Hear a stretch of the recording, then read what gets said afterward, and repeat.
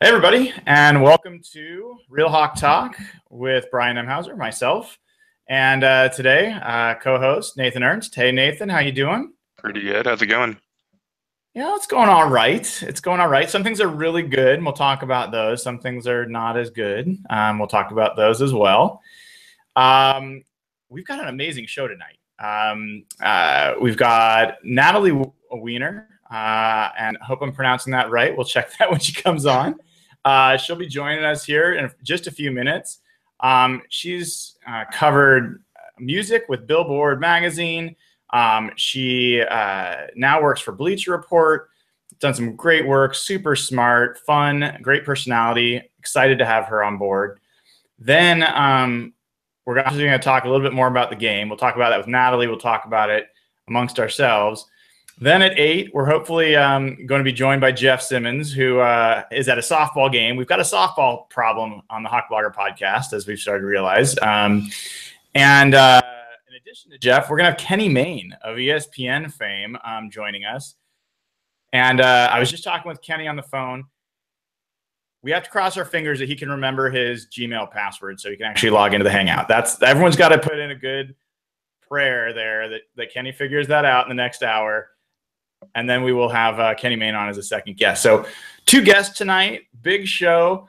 And as always, want to start by thanking Hawk Blogger patrons who've joined up and signed up. So that's at patreon.com, patreon.com/hawkblogger to sign up.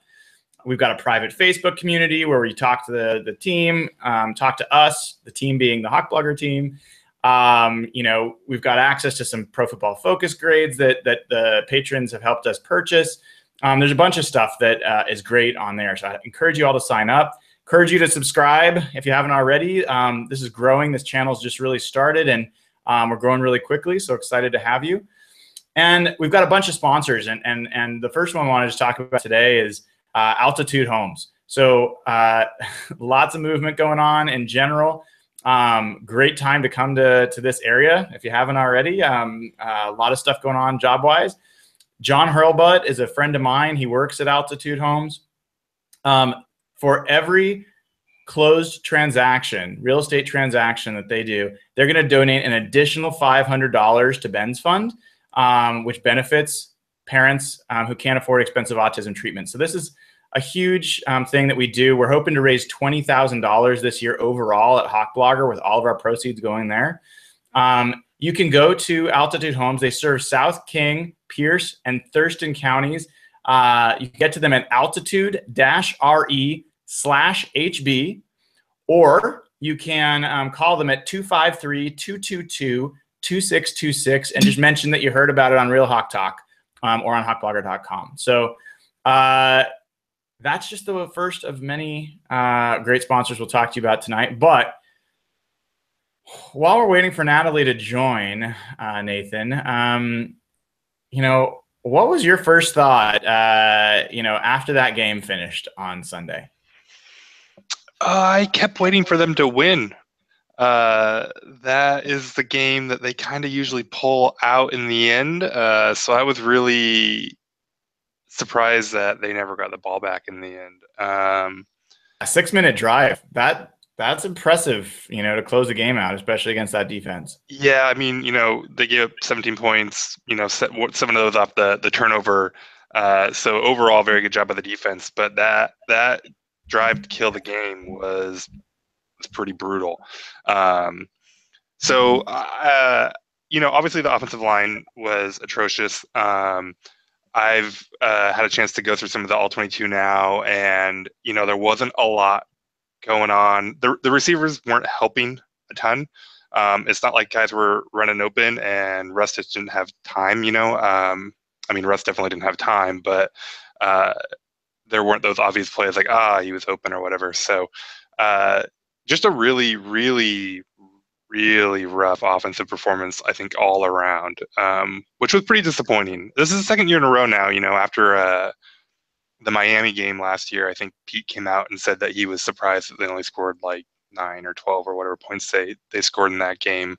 And then they seemed just as shocked this time around. Hey, you guys.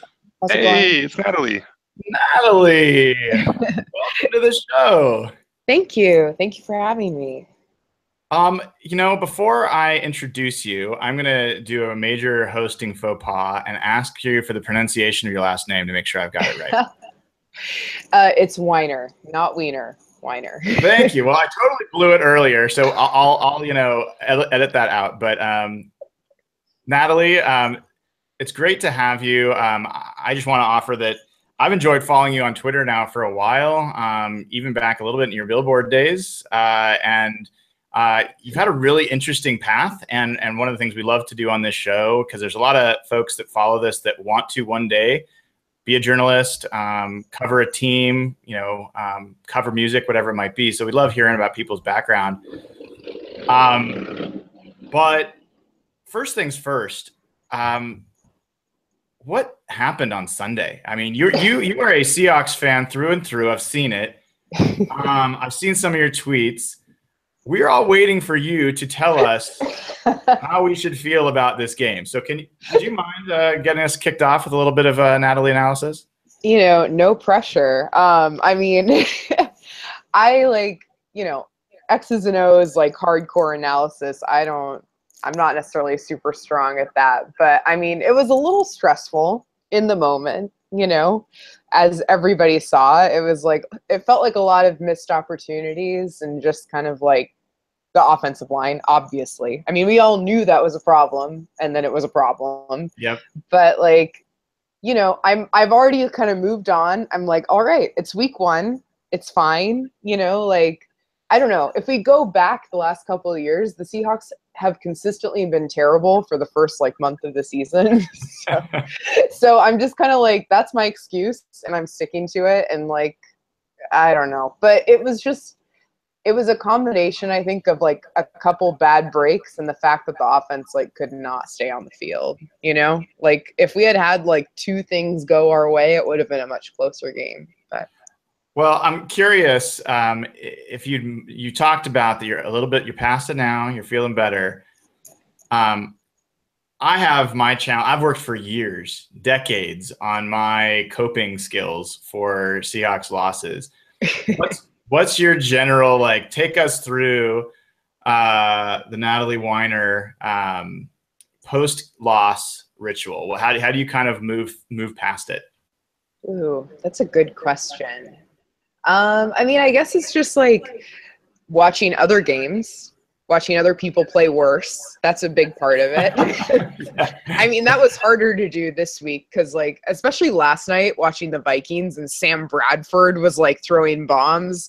That was a little distressing. I was I don't really like to see Sam Bradford looking better than Russell Wilson. But in general, it's other teams playing worse is a big part of it.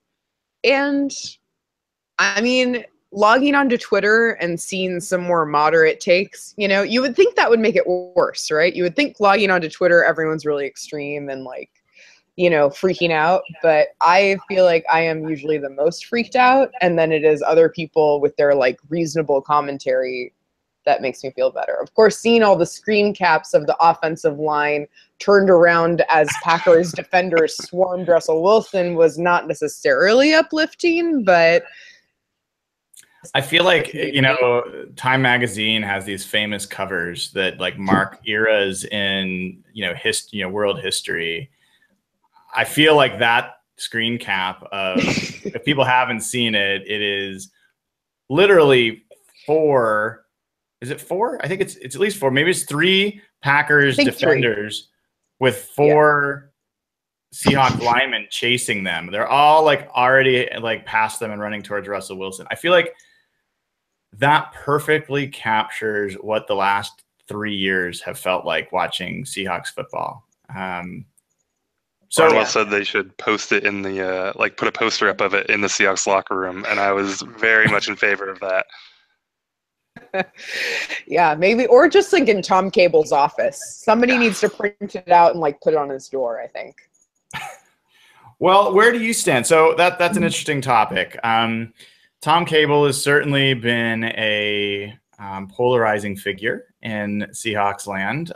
Similarly, Darrell Bevell. There's a lot of polarizing figures. There's another one we're going to talk about in a little bit that I know you feel very strongly about.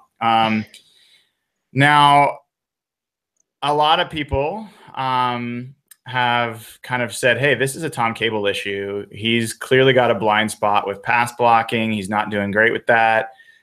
They come down the line of he's the one that's picking the players. They think that he's the guy that's telling John Schneider who to pick, and he has preferences. And they really put it all on Cable for where things are.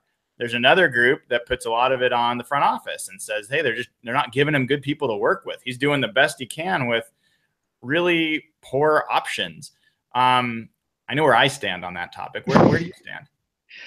I mean, I think as with most things, it's almost certainly a combination, and it's hard to know without being psychic. But I mean, Tom Cable has certainly had a number of opportunities to like make this work, you know, like probably more chances than most people get to be good at their job, you know?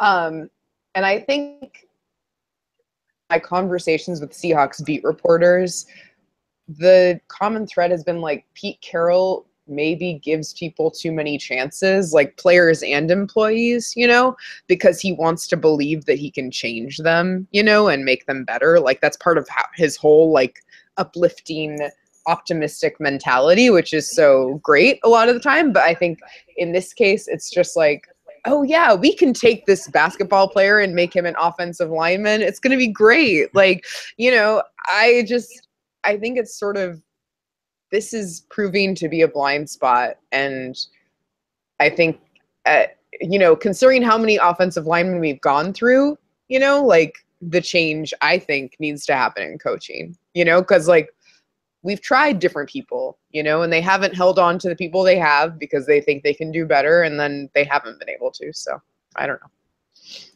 Nathan, do you have any questions for I could basically talk to Natalie the whole night, so I want to make sure I give you a chance to get in there. No, I mean, I don't know, Natalie, you had that tweet where you were asking what system Tom Cable runs, and it pops up on, someone retweets it onto my timeline every so often, and every time I try to think of something clever, and I just end up so sad thinking about it because it's such a train wreck. So in terms of Tom Cable, I'm firmly in the make a change at the coaching level. Yeah, I'll jump in there as well. I mean, I wrote about it on Monday. Enough's enough. You know, I think we're there. And I know that there's a lot of folks in that locker room that are 100% on the Tom Cable bandwagon. I mean, and bandwagon is not even the right term, but they're in his camp. They're behind him. They believe in him as a man. They believe in him as a coach, as a person, as a teacher. And so like they really, you know, they wouldn't say anything negative about him. But I also know that he absolutely, like John Schneider has been really clear about his draft policies. He works with coaches really closely across both sides to figure out what those position coaches want. And then the scouts look for what they're after. And you can hear what Tom Cable values, and you can see a really clear correlation with what they draft.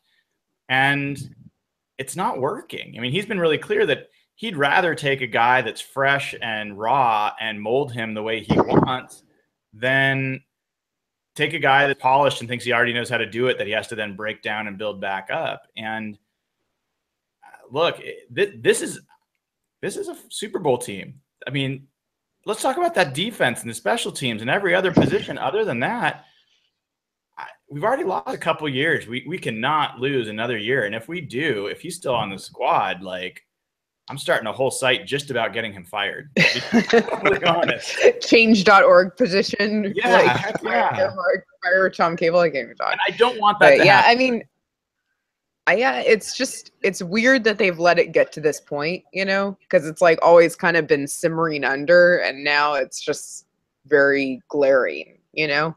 They've kind of been able to spin gold from straw, you know, in the past couple of years. Like things have ironed themselves out, but relying on that to keep happening, I don't know. And his calling card, the run game, has disappeared on him. Like Right. That was always the thing, is that the pass blocking was always questionable, but now they can't run block either. And like Davis was losing his mind about it on Twitter last night. That, you know, I mean, Green Bay basically ran dime last night. They ran like 6 DBs or something out there, and Seattle couldn't run on them. It's hard to find many redeeming qualities for Cable at this point. Well, so moving on from Tom Cable for a second, I'm sure there's no way we're going to stay away from that topic for too much longer. My question for you, Natalie, is one, would Jermaine Kearse have helped in that game? And two, I mean, I'm like only a little bit biased, but I don't know your background with Jermaine Kearse, so please fill me and the listening audience into your Jermaine Kearse position, and then tell us if he would have made a difference. Okay, so I feel like people ask me about this. They're like, why do you like Jermaine Kearse so much? And it's not because I even, like, when I first started being like, oh, yay, Kearse, I didn't know anything about him. I didn't realize that he was, like, a local guy, that he had gone to UW. Like, I think maybe peripherally I was aware of that, but it wasn't something, like, that wasn't why I liked him. I just kind of, like, have a thing for the underdog in general, and people kept berating him. But then he would, like, do important stuff and make important catches in games. And along the way, it just, like, became, I feel like it's a little bit of the contrarian in me. Like, I like to root for the people who everyone else is, insulting. But then it became, like, a real thing because he just seems like a good guy. And I don't know, like, I can't be mad at him. He's a team player. He's never injured, which I think people forget. And, he has a great relationship with Russell. And I don't know. I mean, like, yeah, last year was a bad year for him. Sure. But, like, he was, like, in the mix. He would catch when he had the right play call. He would, make the catch. And he's not, like, an extraordinarily athletic receiver, obviously. But, like, he has his role. And Natalie, you know what I'm seeing? I'm seeing someone who has a clear sports crush on a player and just doesn't feel comfortable, like, just saying it. Like, I've got a sports crush on Doug Baldwin. I have had it for a while. People know that. It's just out there. Like, it's okay. It's not even, you don't have to, like, rationalize it. It's just, it's irrational. No, but I feel like I do because, like, so people are so down on him, and I don't really get it. But I mean, I do get it. He has, like, visible things that he does wrong, and you're like, oh, why did you drop that? But I don't know. Anyway, but leading receiver for the Jets last week. Can we talk about that? Like, I mean, they are the Jets, which, but I don't know. I was very proud of him. Well, I was going to ask, would he have made a difference in the game? Yeah, I was going to ask Mina Kimes to protect Jermaine from the New York media, but I realized she's out in LA, so she can't really help. So you are going to have to, in New York City, like, super, protect him because he's got a long year ahead of him.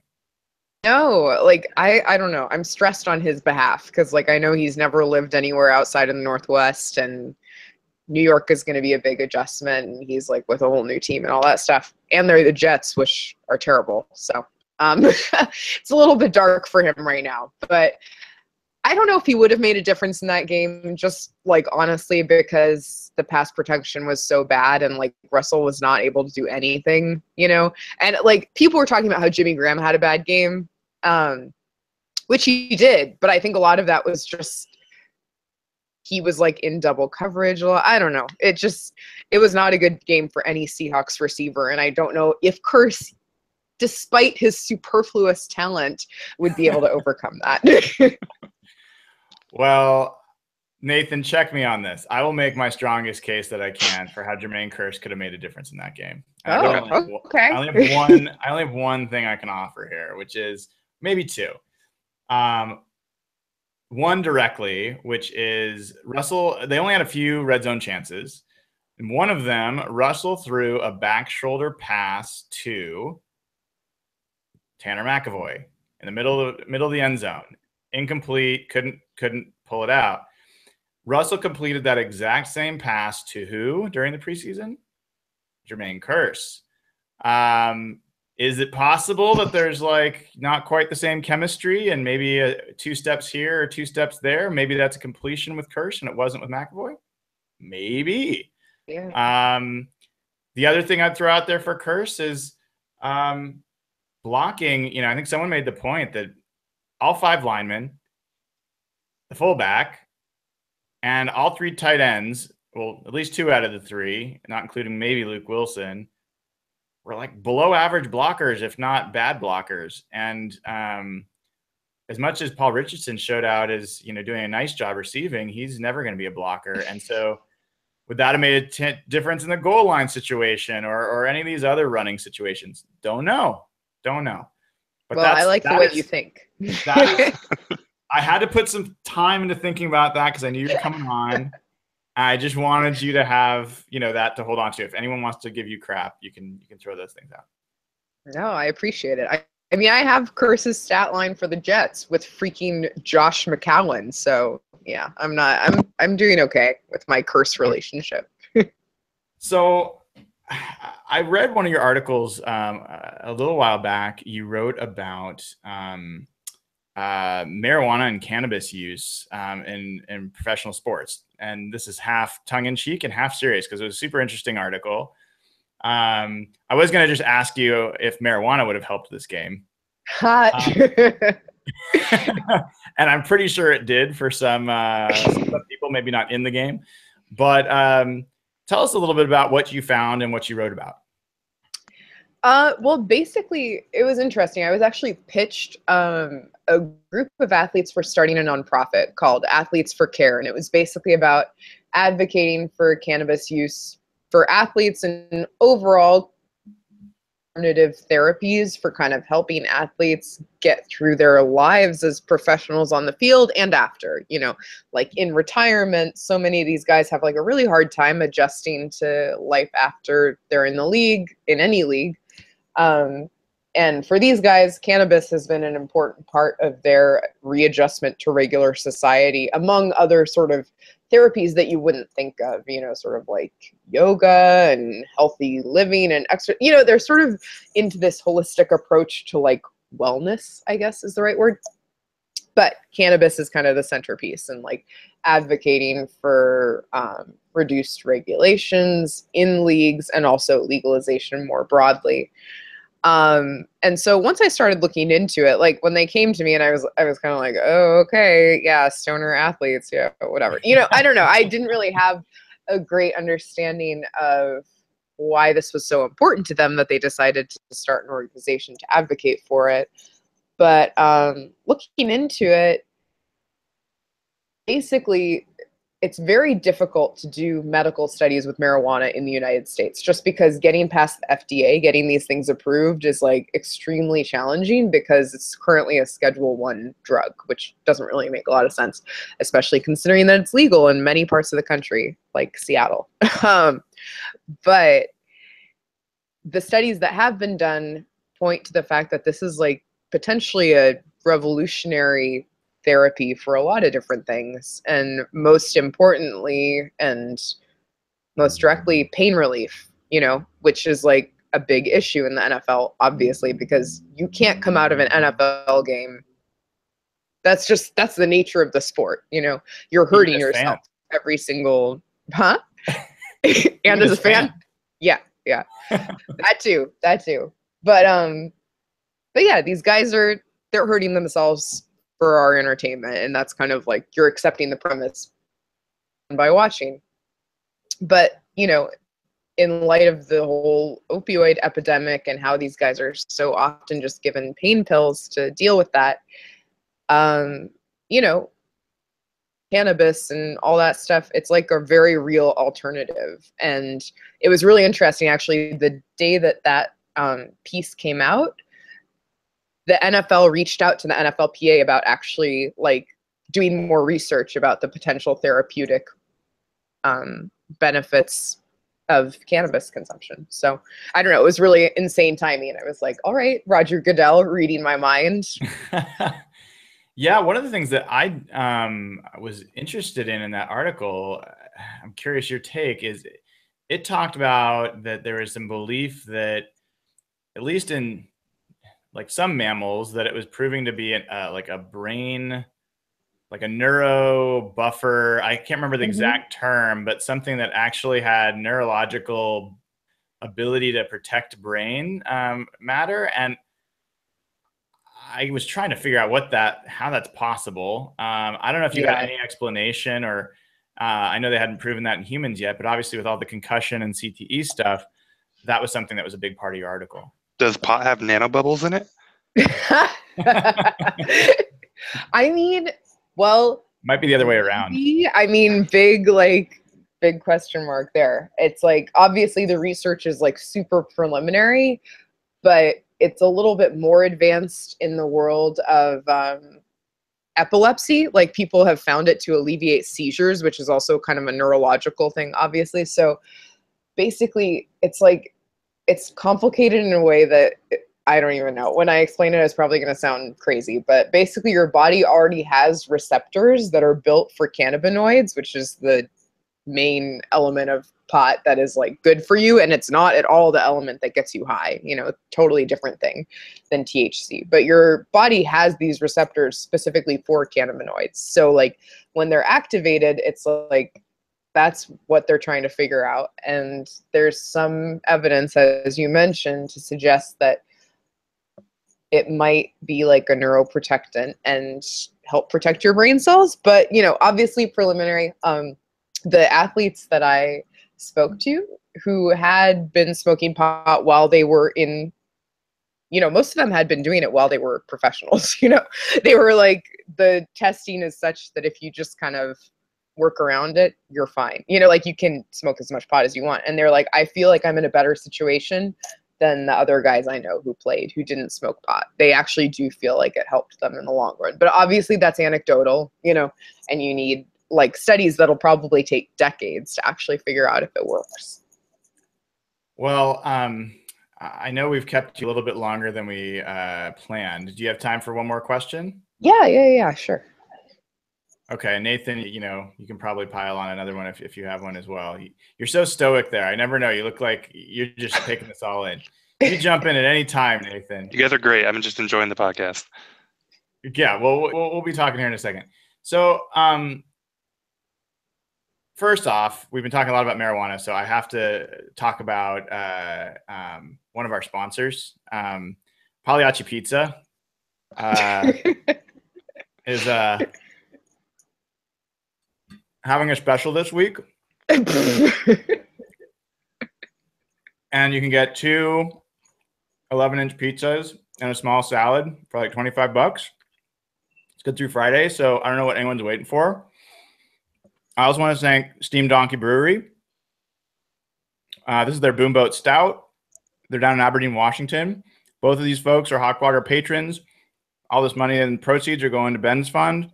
So get some pizza, get some beer, talk Hawks. So that aside, I miss Pagliacci a lot whenever I go home, you know. Wait, you're in New York and you miss Pagliacci Pizza. That is a story. Yeah. Let's talk about that for 1 second. I mean, but it's like, that's what I grew up with, you know. It's probably a lot of nostalgia, but I mean, it's also great pizza. So. It is. That's right. That's right. We stand with products we love on this show. So, speaking of your you know, you got started, you grew up here. Could you tell us a little bit about, you know, I think I have to admit, I was on your LinkedIn profile and I saw like a 4.03 GPA. So you, like, between you and Mina and like Danny Kelly and Nathan, like we've got like these crazy smart Seahawks Twitter people. Nathan's like, no. Don't look at my GPA. Tell us, pick it up from there if you would, like how you got into what you do. And it's a really interesting path that you've gone into music and now into kind of sports and culture. So can you tell us a little bit about that? Yeah, I'll try and keep it super brief because it was kind of a convoluted journey. But basically I went to Columbia, graduated from Holy Names, you know, shout out Seattle. And went to Columbia. I thought I was going to be a music teacher. I loved music. I played bass, you know, growing up. And that was like my main thing. I was not into sports at all. I like barely played sports. I definitely didn't watch sports. I like, I just didn't, I was not into that whole thing. My parents weren't into it.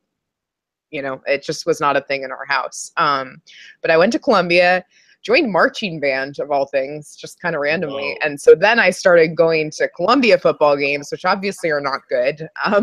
But they are football games.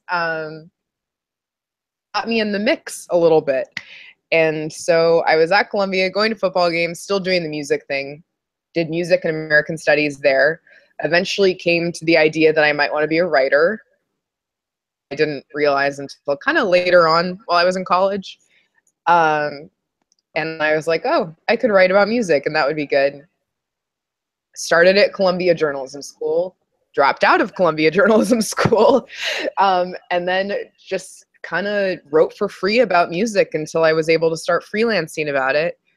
Then got an internship at Billboard, and that was kind of the catalyst for everything else. Once I was working at Billboard as an intern, they eventually hired me full time. I was an associate editor of the magazine, which was crazy, but I learned so much, like I learned basically everything I know from my time at Billboard. And my interest all the while in the Seahawks and in sports in general had been kind of like developing all that time. And by the time I was at Billboard, I was just super into it. And I was doing all of these sports and music stories for Billboard, kind of finding all the ways that these things overlapped. And I did a podcast with one of my coworkers called Ballin' Out, which you can still listen to. And I think it's still kind of a fun thing to listen to. We had some good guests on there. And then I got offered the job at Bleacher Report. And so, wait. That's it was jump. not. So wait. So how did you go from? That's the part I didn't quite follow. You went from writing about music. You had a podcast, and that was about sports, and that's what got you your foot in the door at Bleacher Report. I think so. I mean, it was just sort of a combination of, obviously I had like a Twitter presence of like being into sports, and I had, it was sort of part of the dialogue that way, even though it sounds silly. I think it's a kind of weird way. And then I was doing sports stuff at Billboard. Like I talked to, musicians about their Super Bowl opinions and like talked to athletes about their history as musicians.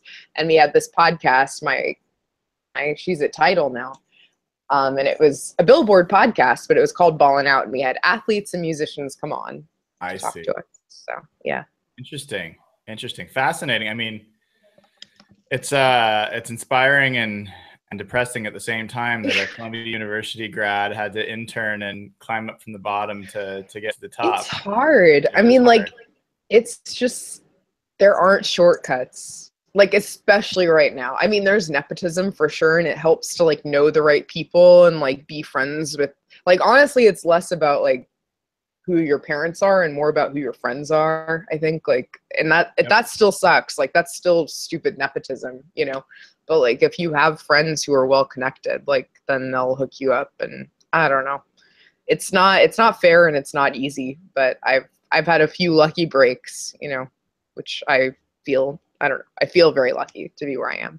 Well, I don't consider it luck. I've read what you do. You do great work. Really happy that you were able to find time to come on the show. I know it's really like middle of the day New York time, the way New York works, but it's still late. And for anyone that wants to follow your work, where can they find you? I mean, I post basically everything on Twitter. It's just my name, Natalie Weiner, and then I've got a page on Bleacher Report too, where everything goes up. I'm still freelancing about music too, so there's a little bit of a mix.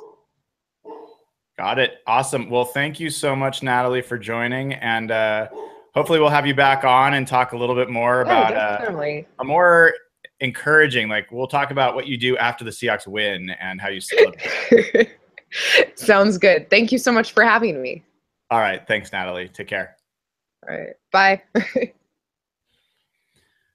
So Nathan, damn, dude, you got to stop talking so much. I can't like just sit here quietly the whole time. But I'll try. No, Natalie's great.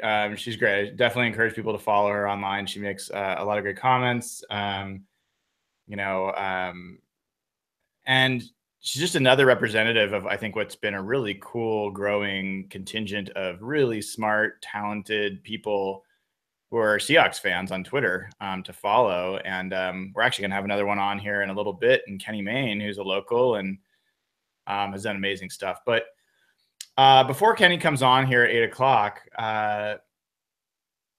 let's talk a little bit more about this game. Let's talk a little bit more about what you saw. And we started to do that before Natalie came on. Clearly, offensive line was an issue. Let's start there a little bit farther down the line. Do you think that there's reason to be hopeful? Can these things be addressed? Some people have said that the offensive line started to perform better as the game wore on. Is that what you saw? A little, but not like, again, we set a low bar with his offensive line. So better, from those first two plays where Odiombo's like falling over himself. Yeah, they were better, I guess, but they were bad. There's reason to be hopeful just because I think continuity with offensive linemen is a real thing. And so if they can stay healthy and Cable can avoid churning them, and they can avoid, playing so poorly they have to be churned out, they could probably grow as a unit. But, they have fundamental problems. And getting back to the Cable discussion earlier, is this a coaching problem? Is it a front office problem? They're doing things that they've been doing, for a while, and it's bad and it's wrong. And it just feels like it's the way they're being coached, and it doesn't seem like that's something that can get better. Yeah, I mean, do you have any specific examples of that where you think it looks like it's? I mean, obviously you're not an offensive line coach. I'm not asking you to be one. Yeah. Are there things that stand out to you when you're watching it where it feels wrong to you? You don't maybe see it other places. The thing that I've been watching with them for a while now is how they double team, and that's obviously a big part of zone blocking, right? So basic zone blocking primer is if you're covered, you're an offensive lineman. If you're covered, it means that there's a defensive lineman that's like directly across from you, right? And if you're uncovered, it means that there isn't a defensive lineman that's directly across from you. And there's some fairly basic rules about how you end up working together. But if you're covered, you block the guy in front of you, and if you're uncovered, you help the next offensive line next to you who is covered. So you double team. So double teaming is a big part of zone blocking. And Seattle's really bad at it, and they've been really bad at it. And I was hoping that maybe when you got a guy like Jokel involved, that they would get better at it.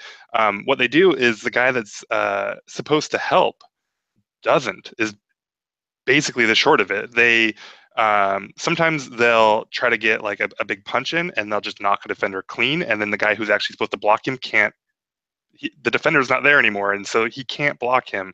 And then other times they just kind of will tap a defender or just not really help at all, and you end up with offensive linemen who are in really bad position for the block that they're trying to make. And that was something that, again, against Green Bay, we were seeing that, and it's something that's been happening for a long time. And it just looks like it's a coaching issue that he either can't teach it correctly or is teaching it incorrectly, and it's consistently a problem for this team. Well, and that kind of stuff, if there's a way to be optimistic, like if it's communication issues or mental errors or, fundamental stuff, theoretically, those can be learned and developed over time. That's where the continuity can help. That's where the repetitions can help. Whether or not we've seen that is a fair question to ask. But there's also, I think it's oversimplifying it to say that those are, only where they are. And I don't think that's what you're saying. But I think Pete Carroll's been trying to sell that a little bit, that it's not physical. And look, I've seen Luke Jokel get run over multiple times in Seahawks practice where it's not even full contact.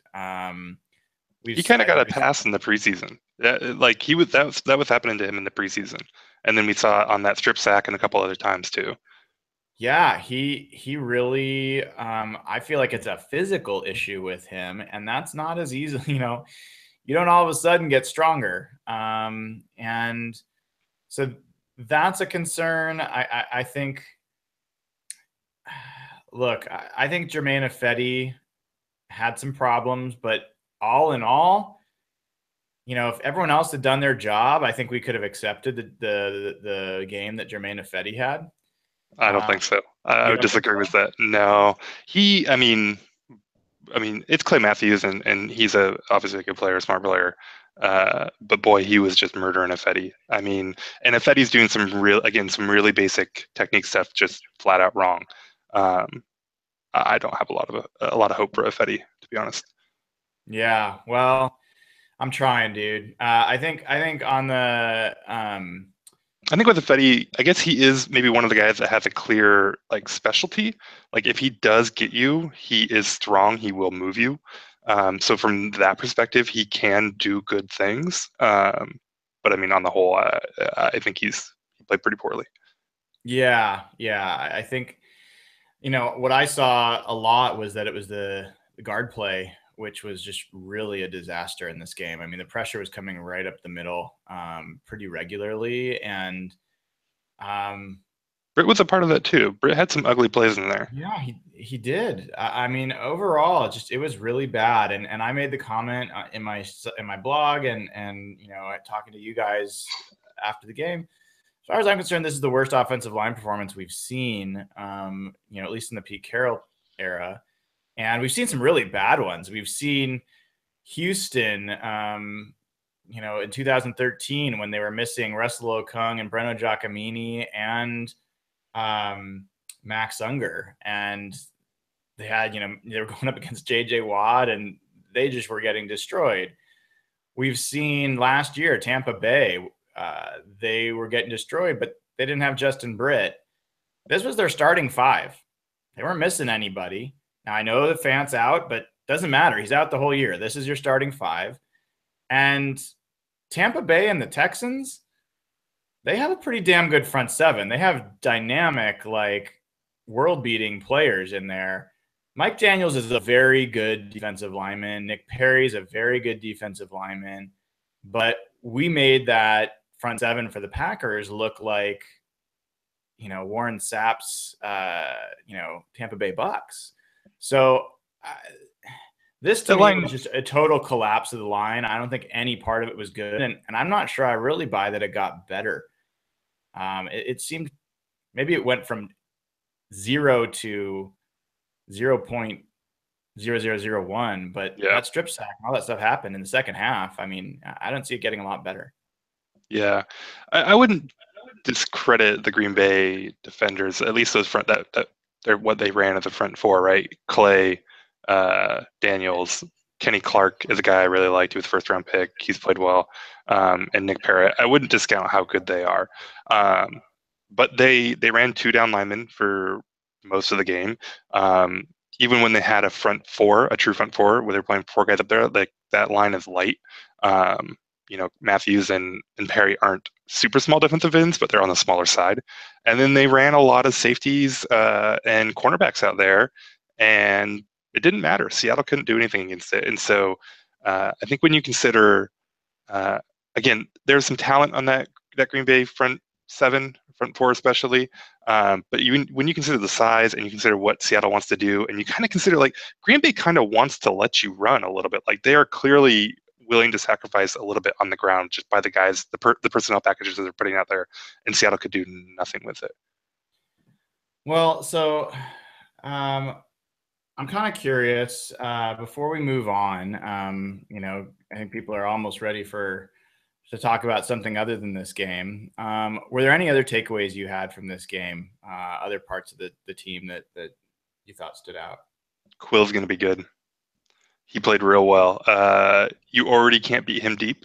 Jordan, Rodgers tried with Devontae Adams, tried with Jordy Nelson, took a sack trying to wait on Quill getting beat. They picked on him underneath. He's got to clean up a lot of stuff. But for him to already be kind of a shutdown guy on anything that's going deep down the field is pretty cool, and he should only get better. Some of the problems that he had with his with the holding penalties and stuff is that he was almost covering like too well. He was right on top of receivers at the top of their routes, and so when they would go to break, he would just run into them, and that led to some holding penalties. That led to him kind of losing balance and receivers getting a little separation. So when he maybe learns to actually dial it back just a little bit, because he's so athletic, he doesn't need to stay right there in the receiver's pocket the whole time. He could get really, really, really good. He was fun to watch. Yeah. I mean, you've heard me stand on the soapbox about him now for a few weeks, and he didn't disappoint. I think the question there is, I have my answer. Jeremy Lane getting ejected forced Shaq to step forward into the starting role opposite Sherman. Given the choice right now, who's your starter opposite Sherman when Lane's available? I don't think there's any reason for it to not be Quill. I mean, you maybe have some more growing pains with him. Holding penalties are just killer because it's just an automatic first down. And so you probably have to weigh that. But with the growth that you're going to get of him, what he can do defending deep down the field, I don't understand. I have no idea why they wouldn't keep Quill out there and just bring Jeremy in as a third DB, and he'll still get a ton of snaps that way. So yeah, there's another interesting thing that came in that game, which was because of Jeremy Lane's ejection, which was Justin Coleman's performance. I hadn't seen Justin Coleman play that much, and I've been pretty clear on this show that I am not a huge Jeremy Lane fan. I think he's a fine player. It's not the worst thing in the world having him there, but I think he gives up a lot. I don't think he's particularly special in any one aspect of his game. I don't think he's particularly fast or particularly agile or particularly strong or particularly durable. And I often see him trailing people for large plays. I think he's a decent tackler. If I had to give him one thing that is good, but I thought Justin Coleman had a pretty remarkable game.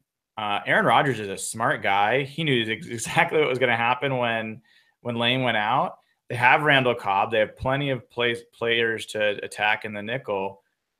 And for the most part, Coleman held up. What did you see from him? Yeah, he played well. He's a little guy. He can get pushed around a little bit, and that might be a problem. Green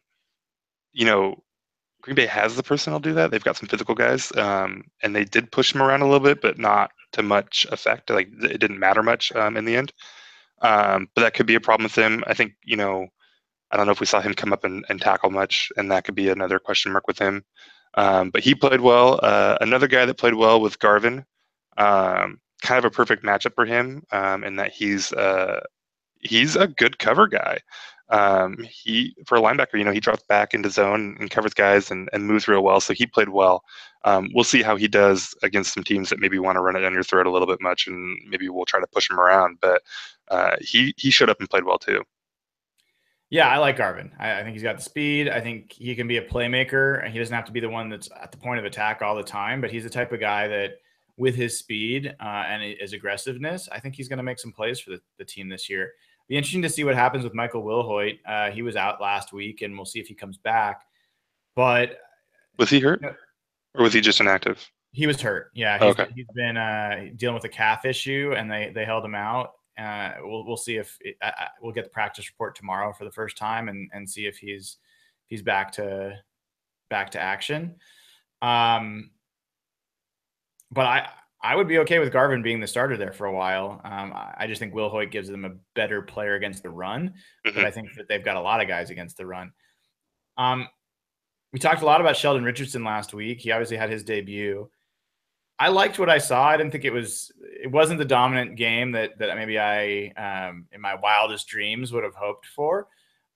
But what did you see from him? Yeah, I mean, for a while there, he was just kind of, he would take a guard and he would push him like 2-3 yards right into the backfield and then just kind of stand there. And for a little while, I was getting frustrated with it. And then he did it again, and Cliff came around the corner, and Rodgers couldn't step up, and Cliff got the sack.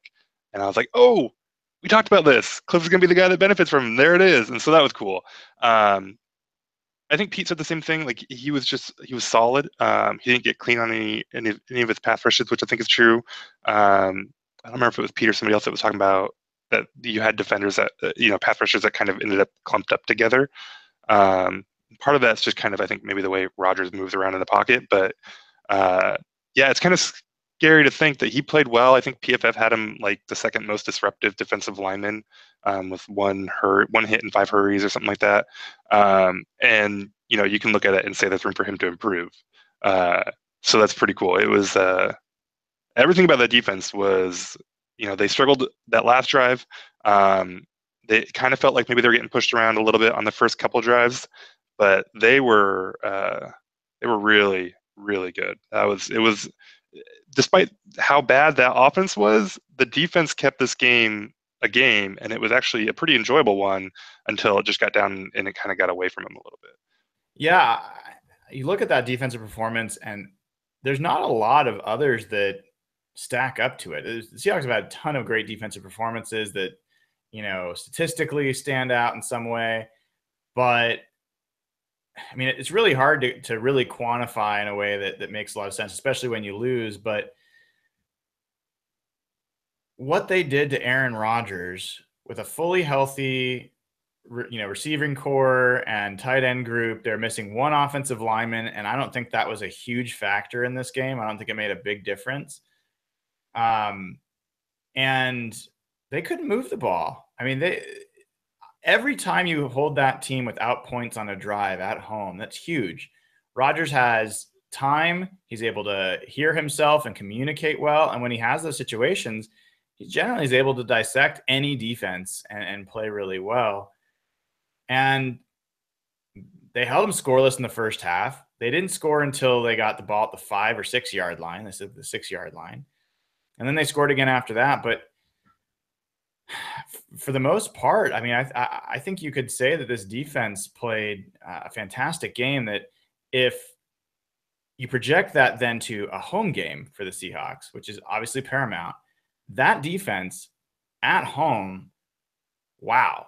I am really interested to see what it looks like this weekend, because I think it could be ugly for teams. And I think based on the way the offensive line's playing, I think the defense is going to have to make the game ugly for the other offense, for the Seahawks to have a chance to really win. Yeah. I'm trying to look here real quick. Aaron Rodgers, all right, he's had a couple games where he got sacked 8 times. But what'd they get him, 4 or 5 times? 4 times in the first half, yeah. Yeah, you don't sack Aaron Rodgers 4 times in the first half very often. We've seen it, right? He moves around, he avoids pressure. It's infuriating. And to get after him that many times is really impressive. Like, he's not just good because of what he does, getting the ball downfield. He's good in how he buys time and moves around and avoids sacks. And they were getting home. Most quarterbacks are not going to be able to avoid the pressure the way he was, because for as many sacks as they had, they were chasing him around. He was getting out of the pocket. He was avoiding stuff. He was throwing balls away. He played pretty well, really. I mean, he did end up with 300 yards and all that too. So when they start to get after some worse quarterbacks, which is most every other quarterback in the league, and if they can get a lead on a team, I mean, watch out. Yeah, I'm curious. I mean, we had some big news come out, and we'll switch over to talk about the 49ers here in a second, but David Johnson for the Cardinals. First of all, the Cardinals lose. Mm-hmm. I still think Cardinals are the main competition for the Seahawks in this division. They lose on the road to Detroit. Pretty painful loss, 4th quarter collapse. And they lose David Johnson, who's an MVP level player, for what at least is a few months. We'll see if it ends up being longer. You saw the Rams go ham on the Colts and put up over 40 points. They didn't even have Aaron Donald. And then you got the 49ers, who got trounced, 23-3 by the Panthers at home. Curious what your thoughts are about the division and some of the news outside Seattle that broke this weekend. Which news specifically? I was in Disneyland for most of the week last week, so I was a little disconnected. Yeah, the David Johnson news Oh, okay. primarily, Yeah. as well as the Rams' performance. The Rams' performance, I mean, let's pump the brakes a little bit on that. I mean, that Colts team is just awful. And it really spiraled on them. So I saw bits and pieces of it. I saw Todd Gurley get tackled behind the line a lot. Like, I think that team still has problems. I'll believe Jared Goff's revival, once he does it a couple more weeks. So that doesn't worry me. I don't think that team should be better just because I think Fisher was a pretty bad coach. But to think that they would challenge for the division is kind of a stretch, even though they did just murder the Colts. The David Johnson thing is big, obviously because he's just a really good player. But Palmer looks like he is turning into a pumpkin, and if he can't, lean on that, a guy like that. I mean, I don't know who they even have as a backup anymore. Is it Kerwin Williams or my backup Cardinal running back knowledge is rusty.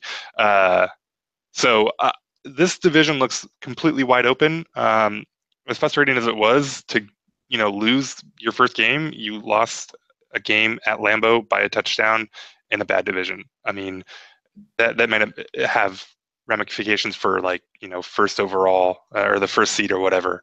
But this team will be fine. The Seahawks are fine. That division's not too scary at all.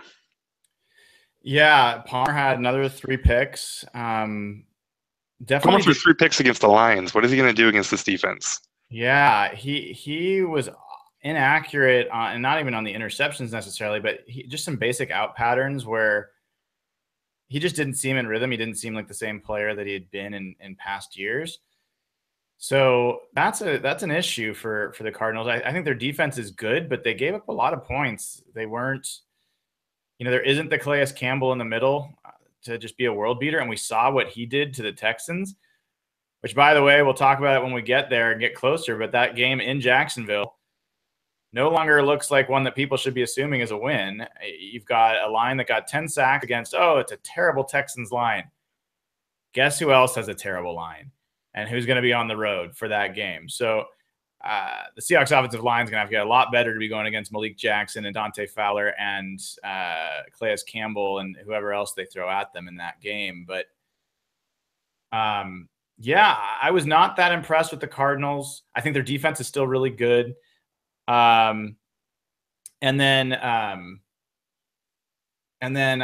I thought, I think the Rams have something. I don't think that they're a division winning team, but I think they have something. Yeah, the coaching changes there are interesting. I think McVay was given a lot of credit for he was with Cousins, right? And I think he was given some credit for helping him kind of come along and all that. So we'll see what he can do to Goff. Early returns are good and all, but that Colts team just completely imploded with Simeon and they had to go to their backup and all that. So not too worried about it yet. Nathan, I'm going to interrupt you for a second. We have got a technological miracle has happened, and I want to take a second just to honor the moment that just occurred. Kenny Mayne logged in to his Gmail account and joined the Real Hawk Talk podcast. Kenny? I had to make up a new password additionally. Well, you're welcome to share that password if you want to have some fun, see what people are going to do with your identity. I can do some hints. Well, if this is sponsored by Equifax, we're in trouble, right? What the hell? There's so much news going on. People didn't even follow that story. I think a lot of people don't even know that happened, that half our country's credit is corrupted right now. Right. Equifax, people do their credit scores on there, and it was 160 million accounts or something like that got hacked, and social security numbers, and maybe it's just because I'm not bright, but I tend to decide that everyone's got all the information on me that they need to do whatever they want, and I'm just gonna have to deal with it when it happens, and I just go on living, oblivious. Yes.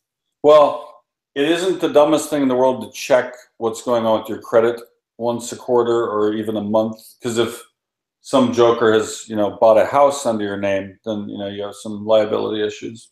Well, see, folks, Kenny Mayne already giving financial advice, sage advice that you would not have expected on this show, because you're not going to get it from me, that's for sure. But Kenny, jokes aside for 1 second, really want to thank you for coming on. I know you. I talked to CJ Tamburello, who's one of our writers. Unfortunately, unable to be here tonight, but really honored, honestly, to have you on here. I've watched you. We've all watched you for a number of years, whether on ESPN, on SportsCenter, on the big screen and movies.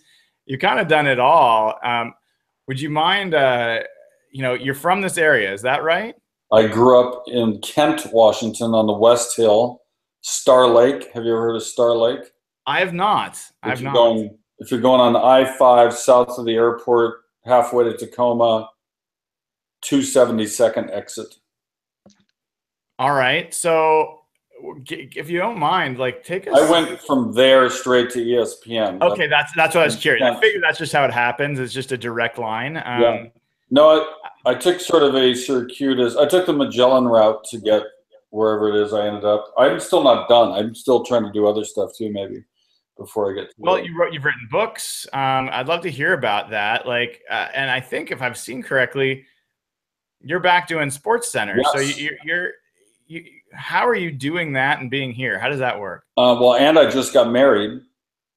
Hey, congratulations. Yes. We're saddened to say the place where we went for the honeymoon got hit hard by the hurricane. So we're going to try to help those folks out a bit. And Tim Duncan, as I was just saying on Twitter, I don't think Tim Duncan ever asked a favor of anyone in his whatever number of year career. He was just the most selfless individual, the way he played, the way he conducted himself. So I saw this thing in the Players Tribune, and he, said, this is unusual. I'm not used to asking favors, but he's from the U.S. Virgin Islands. And it's funny how we don't often think of that's part of the United States, just as Idaho and Washington and New York and India.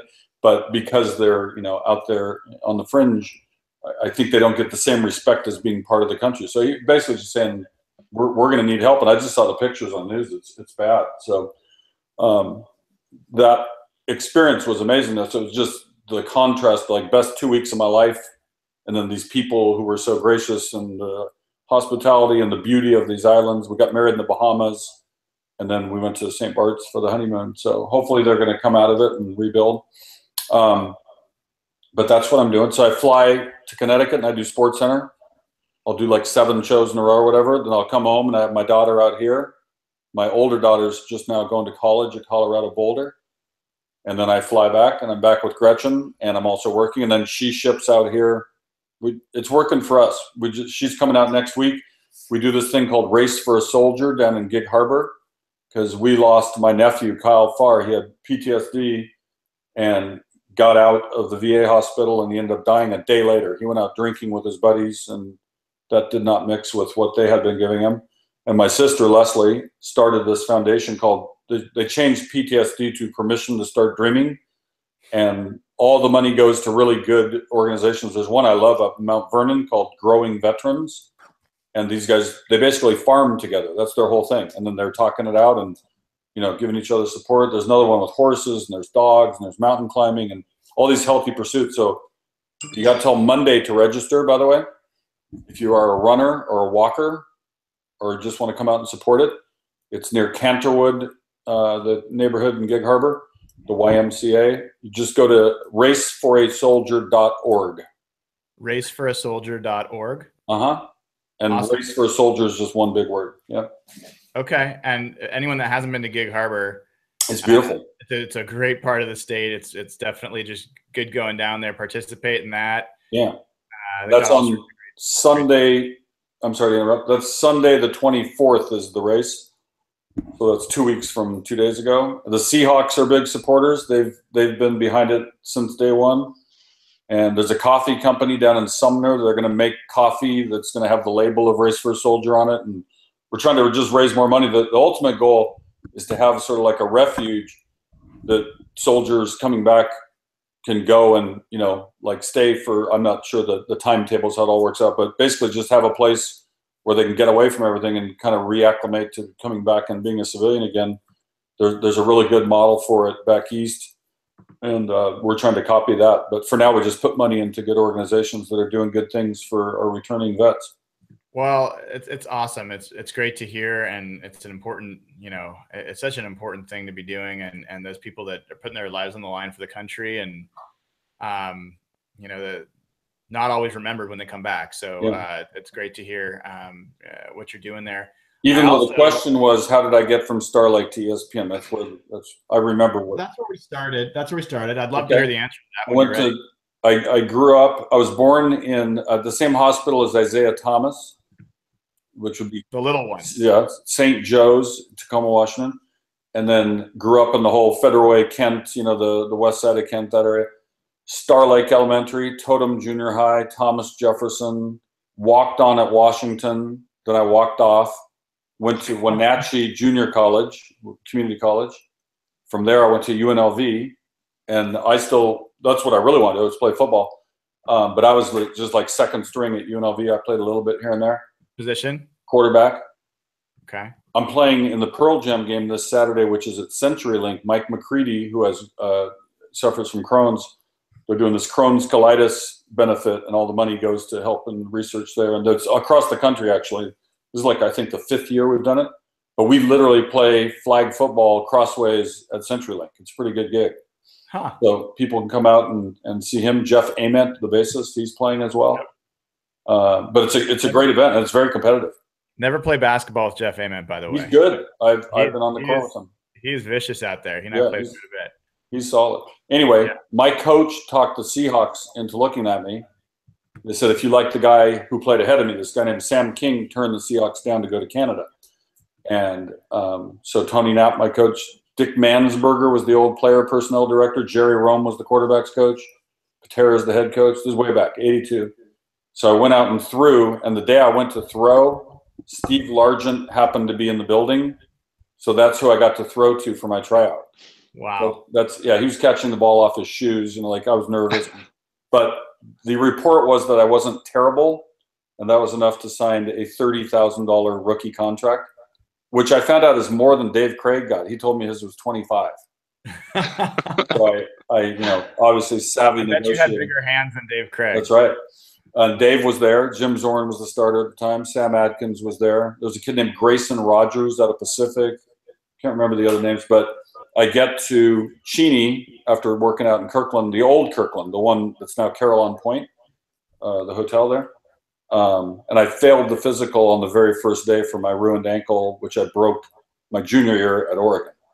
So then for a couple of years, I still wanted to play. I wanted to go to Canada or USFL, whoever the hell would have me. And in the meantime, I had a job at KSTW. I got a job a week later after getting cut. And my first job was to be the green sheet ripper. This is so old fashioned. It wasn't even a computer. It was a typewriter, a literal typewriter. Some were electric. And you had 5-way carbon paper. And Jesse Jones, who now works for Cairo, right? He was my intern, or our intern. And he would tape together all the scripts to the show, this half-hour news. And they'd kind of go on a conveyor belt. That was the teleprompter. That's how it worked back in the day.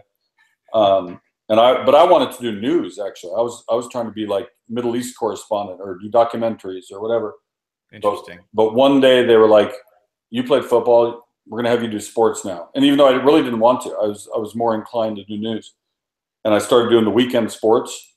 Did that for a few years. I sent a tape of, you remember the Joe Montana to John Taylor touchdown to beat the Bengals in the Super Bowl, 1989? Yes, I do. The one where Joe Montana says, "There's John Candy" in the huddle. So that was particularly decent show, I should say. Sent it to this guy at ESPN. He said, send me another tape to see if that wasn't a fluke. Send him another tape, whatever I sent. And I go back to get interviewed. But they're asking me questions like, how do you think the White Sox middle relief will stack up to? I was like, I'm just now lying. I'm making up. No, I mean, they'll set it up for the closer, the middle guy. I don't know what I'm talking about. And worse than that, the draft was held, I flew all day on Sunday. The draft was Sunday, the NFL draft. First question, how'd the Seahawks do? Is I barely knew one guy they took, much less the whole thing, because I'd flown the whole day, went straight to bed, got up early, had the interview. There was no internet. You needed a wire machine to find out any news. Anyway, so I did not get hired. Went back to Channel 11, worked there a little while longer. For some reason, I quit on like one day's notice. It was kind of impetuous. That's who's calling. You guys are calling. So I'll turn that down. Sorry. So my next job was assembling garbage cans, because back in college I was a garbage man. What? No, this is a true story. In college, I had the greatest summer job ever. I was a garbage man. West Seattle was my favorite route, Alki Point. They'd clean garbage. They just had these neat garbage cans out there. That doesn't surprise me. So I called the garbage man guy, Steve Caputo, and said, hey, like, I just quit my job. I got to pay my Honda bill. I got insurance. And they were down to one-man crews. They didn't have the guy holding on the back of the truck like back in my day, the swamper, they called him. Like the industry had passed me by during these intervening years. So he said, what I do have is some cans. We need cans to be made. I need you to put lids on them and wheels on them. And I'm like, not only am I bad at technology, I'm not very mechanical either.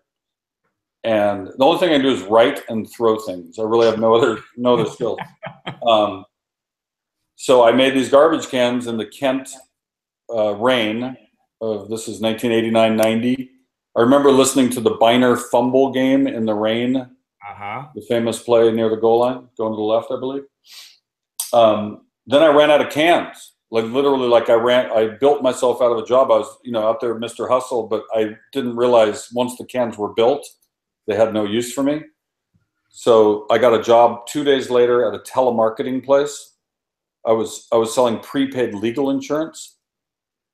If, God forbid, there be a need for you to have an attorney, we'll have an attorney at your disposal in your region. Do you mind spending the next hour telling us more about that particular job? Oh, anything you want. You asked for the whole story. Do you want? I want the whole story. That one though. I mean, that sounds like a job you could talk about for a while. The great part about it was, while I was doing that job, Jesse Jones leaves a message. He still works at Channel 11 at the time. He leaves me a message that I won't say what he said for this. This is a PG show, I'm sure. He's like, Al something Jaffe just called. They're trying to find you. Like, they didn't have my number anymore because I'd moved. I didn't think I had a chance to get there at this point. I'm making garbage cans. Why in the hell is ESPN going to call me? Now I'm selling prepaid legal insurance. No offense. It's actually a thriving business, so we shouldn't even make fun of it. And so I go back for another interview. And again, it's better this time. They do a little tryout. I did okay, but they still don't want to hire me. Like, all right, what we're going to do is commission you to do the Goodwill games. Remember in 1990, they were held in Seattle here. Bob Walsh, who passed away, put it together. Now I have a new job. I'm now selling long distance for MCI. Remember MCI? I do. That whole deal? Yeah. So I'm selling long distance to companies, calling up and trying to get them to switch from AT&T or Sprint or whatever they had. And I go back, get the interview, and now I'm doing the Goodwill games, which was really fun. It was like, amazing. Carl Lewis and Leroy Burrell and all that stuff was happening out here. Matt Biondi in the 50-meter swim. And these were kind of like straighter stories. It wasn't like the football stories I did for a while. They still don't hire me. And for like 3 years, they just would string me. They would say, hey, go down to Portland. This Tanya Harding case is going on. Or go interview Sean Kemp. Or do a story on Ken Griffey. I was like basically their Seattle bureau with, no portfolio. I was just kind of getting $250 every time they called me. Whether I worked a minute or 20 hours. It was the same. There was no scale to it. It was just, here's how much you get for a day, whatever that day be. But I would like do extra credit. I would write a story and say, here's the story you could have had, instead of just having me interview Griffey or whatever. So 4 years later, ESPN2 starts. And remember, the old ESPN2 is supposed to be hip, and they had like the jagged stuff on the screen and the E, small E, big S, all that stuff. You had Keith Olbermann in a leather jacket and Susie Colbert. They were the hosts. And then Stuart Scott, Bill Pito, and Deb Kaufman, they did what was called the Smash. And that was the person who came out at 28 after the hour or 25 after the hour and did a quickie little update. Here's what's going on in sports. Now back to the show. So Keith ended up moving back to Dan, to go back to the 11 o'clock Sports Center, the old big show they called it. Stuart moved up, and they needed one more guy. And mercifully, After 3 tries, that was me finally getting hired. In fact, I remember telling Vince Doria, legendary Boston Globe editor, and he was one of our top guys there at the time. He retired. I said, Vince, I still don't know who the hell the 5th pitcher on the Cubs is, and I really don't care. But if you tell me to do a story on the son of a bitch, it'll be a good story. All right, that's all I got for it. Oh, man. That was 1994. That's amazing. That was amazing. And you know, people are loving it that are following online. And I'm curious, you know, you mentioned a bunch of names in there, and one of them's jumped out to me. I've always been a huge Susie Colbert fan. Like, I mean, she's good. She's great. A good athlete. Okay. Tell me.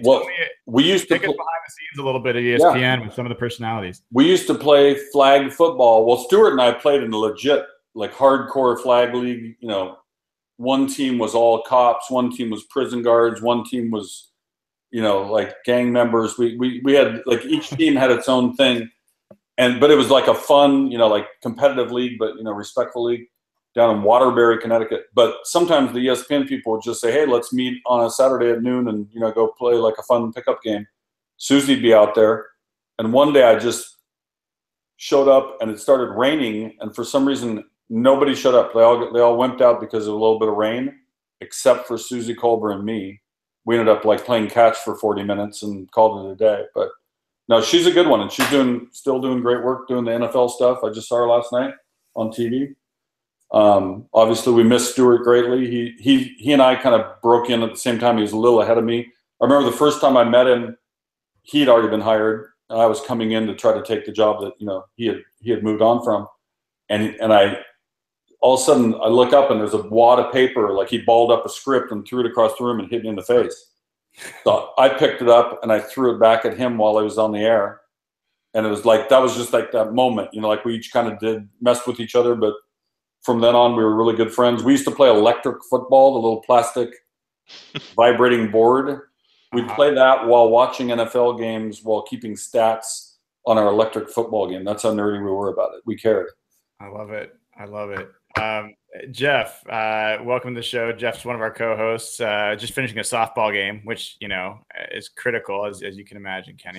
September softball, the fall league. Is it the fall instructional league? It was playoffs. The season there was too many rainy days this year. Oh, this is a summer league that extended to September 12th? Yes, very rare. I live in Toronto. Toronto was a lot like Seattle this year with the rain. So yeah, I like Toronto. I used to go cover some CFL games up there. Really? Mm-hmm. I was scared to go on the CN tower, though. I wanted no business with that thing. No, you don't want to go that high. So, Jeff, was that just an introduction? That's it? He's just like, that's it? We just want to know that he played soccer. Did you win? No, actually, we lost. We got eliminated from the playoffs. I'm sorry to hear that. It's okay. It was a little late in the season. I was tired of September baseball. Does anybody have you in their softball rotisserie league? Like, anybody pick you this year? I would hope not. I would really hope not. Someone's getting points for walks. I had a terrible softball experience. I used to play in that legend softball game they always have, you know, before the home run derby or after. Yeah. They play it on a Sunday, then they tape it and run it after the home run derby. And the last All-Star game, remember when Yankee Stadium went away, they held the All-Star game there that year. So we literally were playing in one of the last athletic events at Yankee Stadium. Our team was down by 1 with a runner on, 1 out. No, 2 outs. I take it back. 2 outs. They walked Wade Boggs to get to me, and I go up lazy fly ball. It was hit okay, but it was nowhere near going out. Lost the game, and Wade Boggs, I still don't know if he was serious or kidding. Like, he treated me like a rookie who screwed the championship for the team. It's like, you messed that up. We could have won this thing. You know? I have to ask you, who would win in a 40 between you and Rich Eisen? Well, I got a ruined ankle, as I described earlier. I'm icing it right now, so I don't know. To run, I have to wear a brace. I usually like barefoot the best. Like when I go to work, I wear flip-flops. Like, I just refuse to wear shoes at this point. On Sports Center, I have dress shoes that are cut in half, and I just kind of like step into them like clogs, I guess. If I wear shoes, I have a bad day. If I don't wear shoes, I have a better day. So I go to Nino Pribic if you need some chiropractic work in the Kirkland area. He basically saved my life. I went in 4 years ago, I think it was 5 years ago, and I went to one doctor who was going to fuse it. one doctor who was going to replace it, and the third one was going to cut it off. And the amputee people, this is real, because I was in like pain every day. It sucked. And I got turned on to this brace guy who makes these braces for soldiers. Basically, it's like having a fake leg, but you get to keep your leg. So the thing's amazing. You can run with it. It doesn't hurt. And so when I do athletic things, I put that on. Otherwise, I'm barefoot or in Snoop Dogg slippers or something. Let's turn it to a little bit to the Seahawks game. And haven't we covered that game enough? I feel we kind of dwelled on the no, I don't think we need to spend much more time on the game itself. But I'm interested in. We need better blocking. Blocker people need to block better. Okay. People that they need to stand in front of somebody. I or think that would hold help. somebody. Do something. But I'm curious. Like you covered a lot. You've been behind the scenes a little bit with some of these players and coaches. When you have a game where there's calls that are pretty egregious, game-changing calls, and they have to say the right things publicly, what do you think goes on behind the scenes there? What do you think of what those calls were on Sunday? Do you think they were horrible, or you think that that's just Seahawks, fans being Seahawks fans? No, I mean the touchdown, the pick six for starters, that was probably technically a block in the back. The mistake, the sin was in blocking him at all. Just let him go. Like, why even try to make a play? I'm sure he was trying to help him be aggressive, but he barely touched him. That one was right on the fence. The punch, I don't, when I first heard about it, because I just heard the referee describe what happened, I'm like, what is he doing? He's out of control. Then you see the play, and they were really just kind of wrestling. And I think what had happened is, I think they'd kind of been warned. Like in an NBA game when the ref has had enough of the coach, and he, like, one more time, the guy could say nothing and he's going to throw him out just for looking at him. So I think they had a quick trigger to discipline one of those two, because there'd already been a penalty earlier, right, on Cobb, very early in the game. They'd had some interaction earlier. I think it was, yeah. Yeah. Jimmy Graham definitely got mugged on that. I think he might have jumped up and caught that. Like that ball was really barely out of bounds. I think it hit just past the white. But that said, they kind of even out over the season. So, I mean, Green Bay could still go back to the ridiculous call on the Golden Tate play if they wanted to.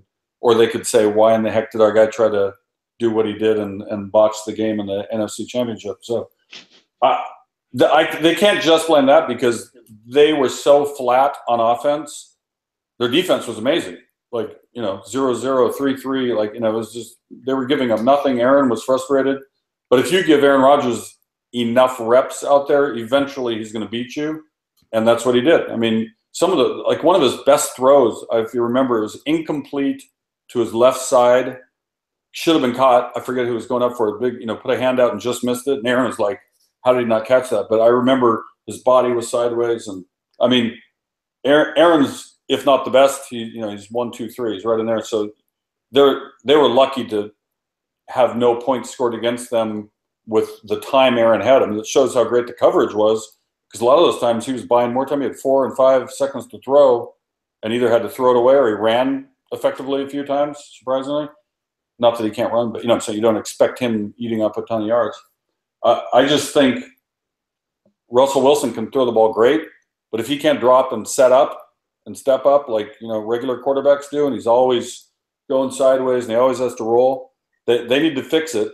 I will say this, though, for a bunch of years, it's kind of been the same case, and Cable figures it out, and by week 3, they look like a different team, and by week 9, they look like a great team, and I wouldn't panic in the least. Like, they're going to win a bunch of games. I still think they'll win the division.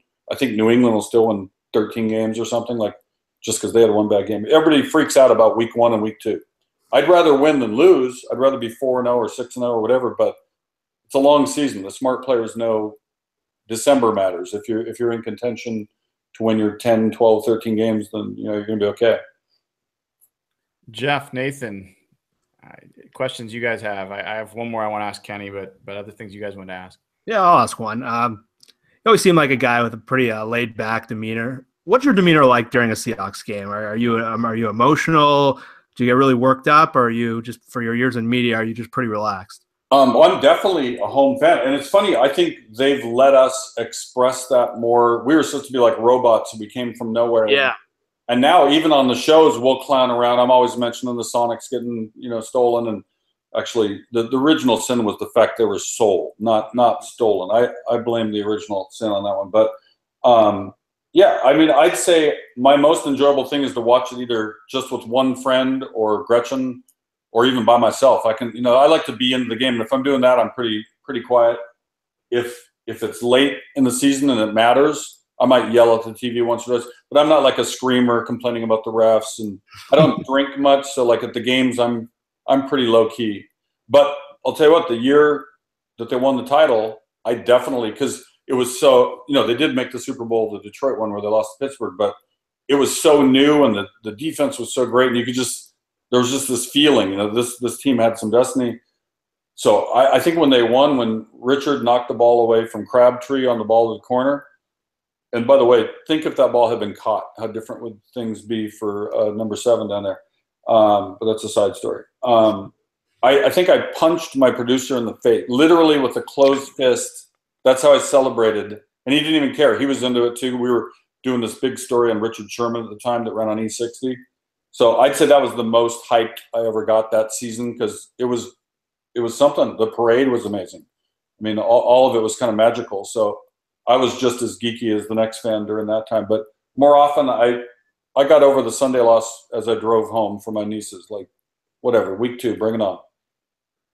I think it's funny, though, most people, especially adult males, and many females too, kind of live through their success of your life is dependent on the success of your local team. It's just kind of funny. You measure your worth by how they're doing, which is kind of silly. But the players, the mature ones, know it's a 16-game schedule.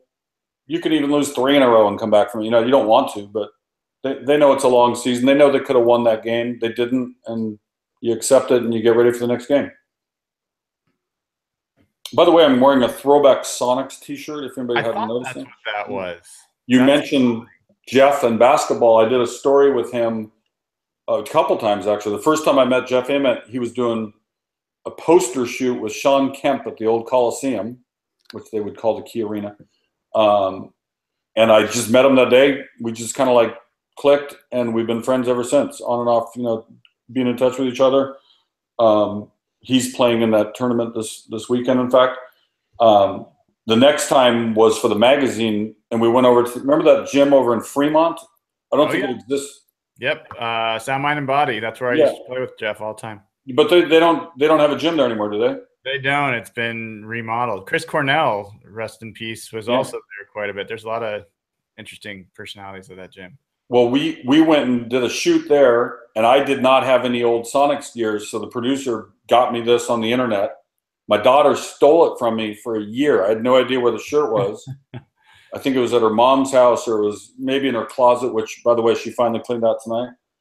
So I've recovered my shirt. It's my favorite shirt. It fits well. It's faded. And it's taken me to my past. I mean, I can remember where I was when they won the title in '79. I was in Las Vegas just now going to UNLV. I just moved down there. Watching it, I think I went to a couple of the playoff games, the early ones, but I was down in the spring down in Las Vegas. And what felt great was giving all the LA guys a hard time, because they were huge Laker guys. And we beat them on the way, in the playoffs, listening to Chick Hearn on the radio in my little apartment. That's how I covered the Sonics that year, on the radio with Chick Hearn calling it. Are we ever going to get a team back? Say that again, Nathan. Are we ever going to get a team back, do you think? I'm not all that hopeful. No, me neither. I mean, are we going to take some retread that fails in another city? Are they going to really do an expansion anytime soon? I don't know. I miss them, but I don't languish about it. I just root for Kevin Durant wherever he is. That's all I got left. Russell Westbrook, I guess you could say that, because we drafted him. He never played for us, but he drafted that spring or that June, and then they took off.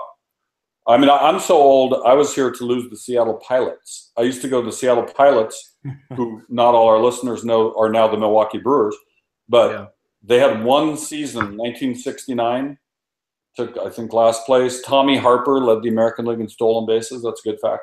And Jim Bouton wrote the famous book Ball 4, a lot based on that season in Seattle.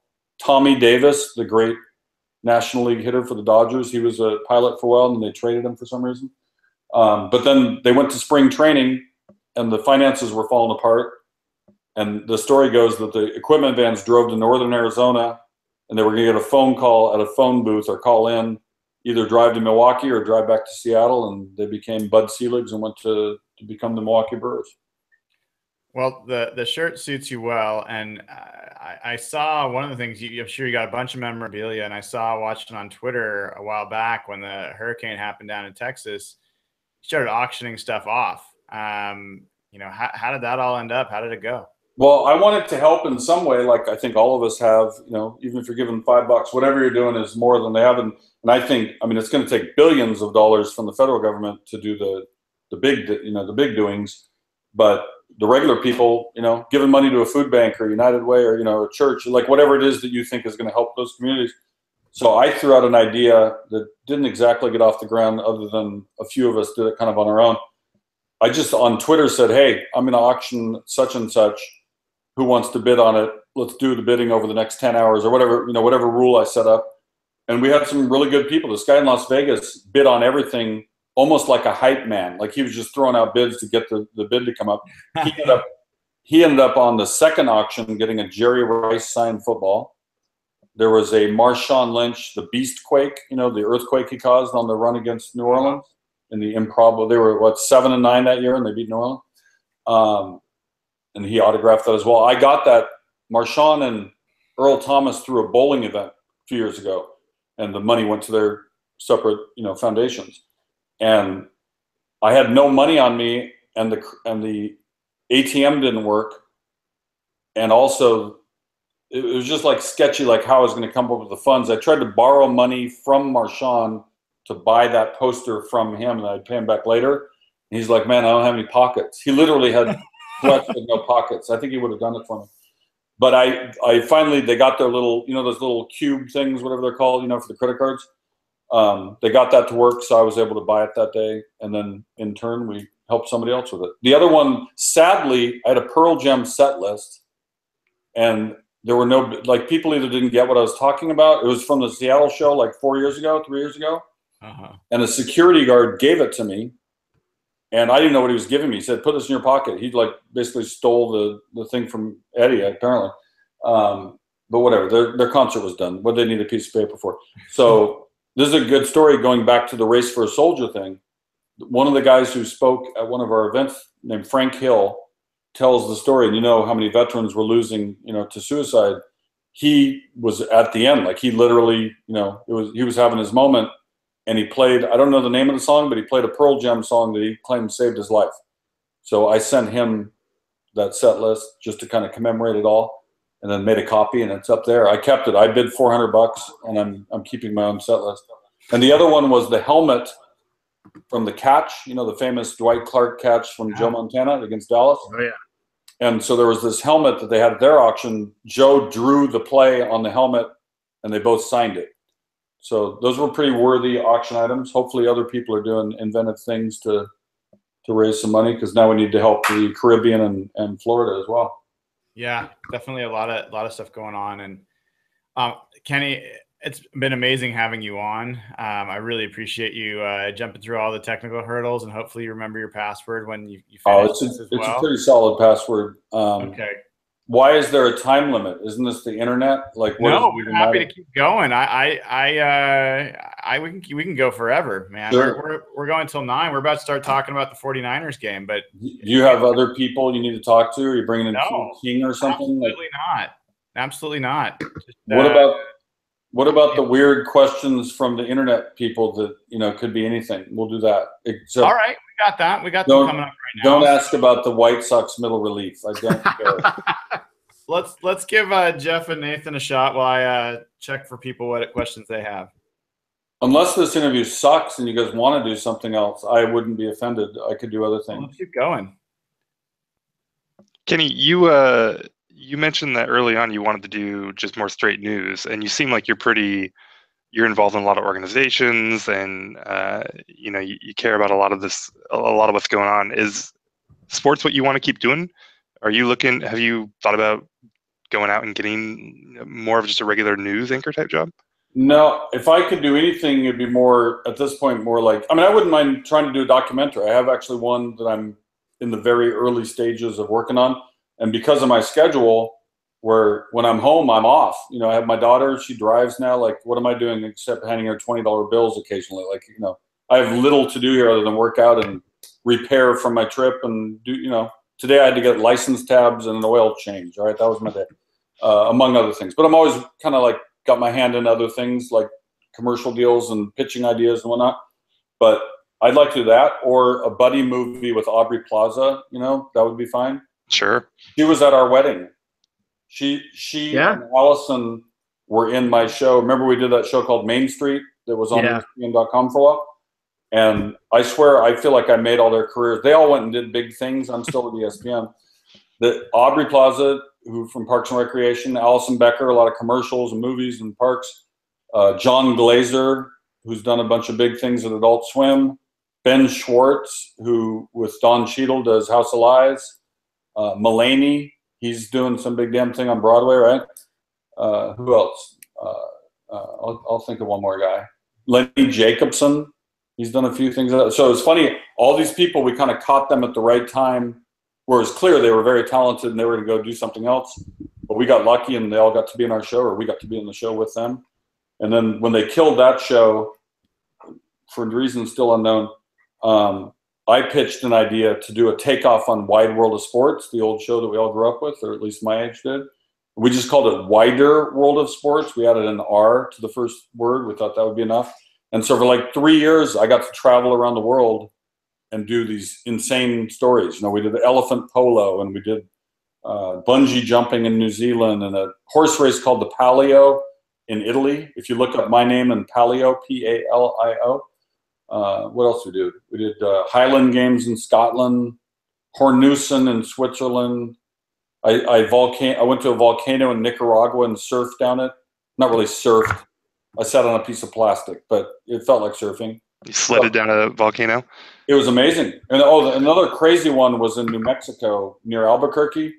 They do it every year, and you drive to 9,000 or 8,000 feet, you climb another 1,000 feet, and then you play one golf hole that's 2.5 miles away. So you can see the town. You can see the college where the hole is. But it's so far away, it's just ridiculous. But opening drive went like 850 yards. You're hitting at 9,000 feet. If you hit a ball 200, you know, it just keeps going. It's down a mountain. And then you have spotters that are trying to find your ball. If you lose a ball, you have to add a stroke. That's the way they play it. It helps to have like 7 spotters. I only had 2, but we got to do some pretty cool things. And then eventually they wanted me to return and do Sports Center as opposed to screwing around and flying on Lufthansa. Kenny, where's Kim Il-sung today?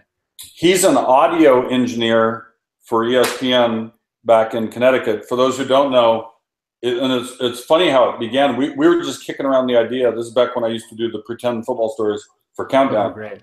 And one night he was the audio guy, you know, in the studio, and I was like, Max, his real name's Max Kim. You have you ever been to Seattle? He's like, no, I have not. You know, I said, would you want to go to Seattle? He said, of course I would. You know, his English isn't all the way there yet, so that kind of became a factor in our stories. It was just funny, the miscommunications, not making fun of him, but having fun with him.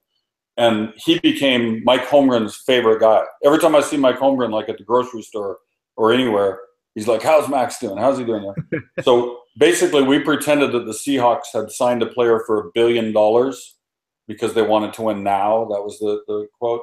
And the claim was that he could play all 22 positions. The Seahawks staged a fake, you know, when they bring out the jersey and the whole fake, you know, media conference. And we just went on a Wednesday when they had the regular press conference. And then for 10 years, every year we had a new iteration of what is he doing? Where is he now? He got confused and went to North-South Dakota border. Like he wasn't sure what the dispute was about. He hung out with Rick Ross. Matt Hasselbeck told him not to touch his car. He was the punting fair catch coach one year. Like we would just think of what's the dumbest thing he can be now. And each year he'd be something else. But great guy, and he's fully employed by ESPN back there. We've got a couple of questions on here. Some of these are great. White Sox Middle. One's about you and Norm Macdonald and the battle of the dry humor. Like your delivery. Do you by any chance know Norm Macdonald, and have you guys done any work together? No, but we do have a funny connection. about 10 years ago, Jimmy Kimmel's good friend, Daniel Kellison, who helped produce like The Man Show and a lot of Jimmy's early stuff, told Jimmy he's looking for a guy like me to do this. He's going to try to pitch a show to Comedy Central. And Jimmy was like, I know, why don't you call him instead? So Jimmy gave him my number. He called me up. We met. We had this, nice little connection. And we pitched, basically there was The Daily Show, right, with Jon Stewart. And the idea was that we were going to do the sports version of it that would follow, right? We'd have the news and then the sports. And it got to the point, I thought it was really going to happen. It's sort of like the sports center you want to do. That's basically, we know where there's a line you can't like swear, obviously, and you can't go too far. And we thought it was going to be happening, and then it just didn't happen. So I've, went back and signed another deal with ESPN. And then some years later, I get a call from Daniel. It's like he cheated on me. He felt bad that we had this thing, and now he's doing it with somebody else. So Comedy Central ended up doing it, and Norm Macdonald ended up being the host. I don't even know what they called it, but it didn't stay on very long. So, but no, he's a very funny guy. Staying with funny, who's the funniest athlete you've ever met? Oh boy, that's a tough one. Yeah, Aaron is very funny. Aaron Rodgers is very dry, and he's very smart. He's very, very subtle. We did an interview with him. He played in that Tahoe tournament, the celebrity, whatever they call that thing. And they wanted me to interview him about his golf. And immediately, like very first question, his answer was so ridiculous. I just knew he was ready. All right, we're not doing a regular interview anymore. We just kind of went all over the map. I did ask him one serious question at the end about Kaepernick. And if you saw the Mina Kimes interview, he was a little more forthright about that. That definitely Collins being blacklisted. Jared Allen, very funny, very smart, very funny. He was supposed to come play for the Seahawks. What's that? He was supposed to come play for the Seahawks. I know. That would have been interesting. He was still playing big time then. But I wanted him to win that Super Bowl so much. We did a story with him at the Super Bowl in San Francisco. He's with Carolina now. And the joke was that at the media day, which is already just a ridiculous event, because everybody tries to out-ridiculous each other. People dress up in costume, and it just becomes kind of a farce, but it's an easy way for a lot of players to get the sound out of them and move on. So the joke of this story was that we leave the media day and go do something else. So we shot it to make it look like we were walking out with them, and then we really shot it the next day. I think we just ended up at a 7-Eleven. I don't even know why, but that seemed like it should be a good scene. But Jared's quick, and he probably did half a dozen of them over the years. We had certain teams that were always the best ones to go back to. Strangely, New England was one of our favorites, or they seemed to accept us. Belichick would sometimes like draw a line through. Nope, nobody's saying that. He'd cross out something. Green Bay was great to me, Minnesota, and obviously Seattle. Well, speaking of Seattle, someone wants to know your best Matt Hasselbeck story. Well, I didn't explain it very well, but they were playing Detroit, and we were staying at the Fairmont. I still live in Connecticut, so we were downtown. It's Max, the guy we were just referring to, and Matt Doyle, my producer. We were having such a good breakfast. They have the brunch there at the Fairmont Hotel.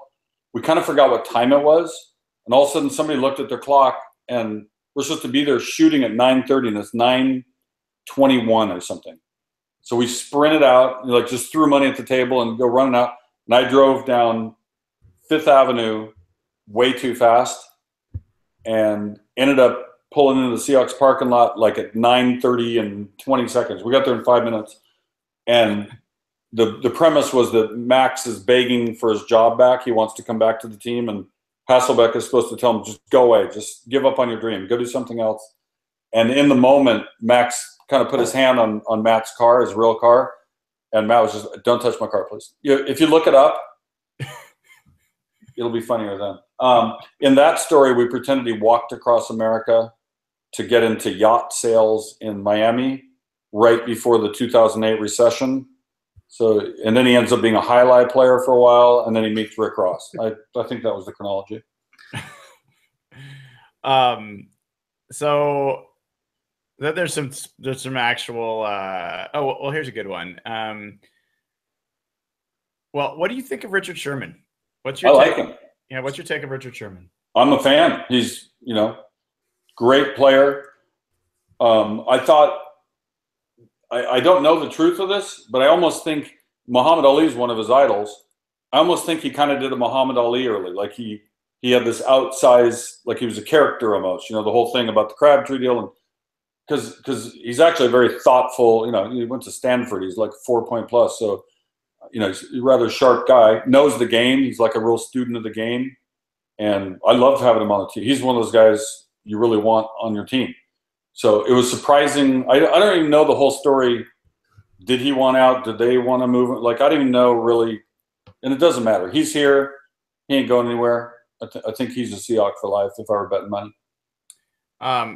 Another one, this is mine, honestly, but like my experience, and I'm curious much more about yours, has been the pro athletes are in general pretty humble and easy to talk to and down to earth. It actually ends up being a lot of the folks around the athletes, the media and others, that end up having a little bit of an ego. I'm curious if that's just my experience, or you've found the players to be pretty down to earth in general. Yeah, I would agree with that. I mean, in any pool of people, whether they work at Boeing or they're Seahawks or whoever, you're going to have your great ones and your less great ones. There's going to be some guys based on his background or whatever. But football especially. I mean, most of these guys, went to college 4 years and they had to work pretty hard just to get in that position, and it's so competitive. Like that last cut when what's that number? 890 more guys get cut all at once. It's and the Seahawks do it doubly so. Remember the first couple of years, Pete cut like 300 guys. They had more transactions than any team ever. So and so he means it. And it was funny because remember when they signed Flynn, because he had that 6 touchdown game, he gets like $1 zillion. And he could throw the ball, but it was off kind of, wow, he looks really good and he's not getting a chance. Let's take him. But I remember then they drafted Russell Wilson, and I didn't know all that much about him, because he played baseball and he went to a couple colleges. So it was strange to hear Pete say, the job's open, this Russell Wilson guy might, and I thought he was just saying that, for the public consumption. Like Flynn obviously is going to be the guy, and then next thing you know, he takes over. But I mean, that just kind of shows to the heart of how competitive it is, that nothing is secure unless you're Tom Brady or Aaron Rodgers or Drew Brees. Or Philip Rivers, maybe Philip Rivers. What's your Ben Roethlisberger? Nobody's beating him on. Oh, I would ask a question. I was really happy for Marshawn, and I thought it was kind of cool. I mean, there's probably some people out there that don't agree, but I'd say high percentage of Seahawks fans are very happy for him. He gave us great years of service, played hurt, fought through stuff. He was just an instrumental figure, in the success they had. And for him to go back and finish, where he grew up, and it's just cool to see. I think Oakland is going to be the AFC team. The one seed in the AFC? Yeah. And also how misunderstood. Marshawn just didn't like convention. He didn't like to, let's talk about 3rd and 2, and let's talk about how we came out firing in the second half. All those generic, cliche things. He just wants to play and go hang out with his friends. Like he just didn't want to bother with all, the ceremony of it all. So for some reason, then that made him a bad guy, or people called him a thug, because he had cornrows or something. I mean, all of it was just so preposterous because he's actually like a very charming, funny guy. He can have that fake mean stare that's just to drive predators away. It's not really like he's a bad guy. I did his charity auction in Seattle a few years ago to Edgewater.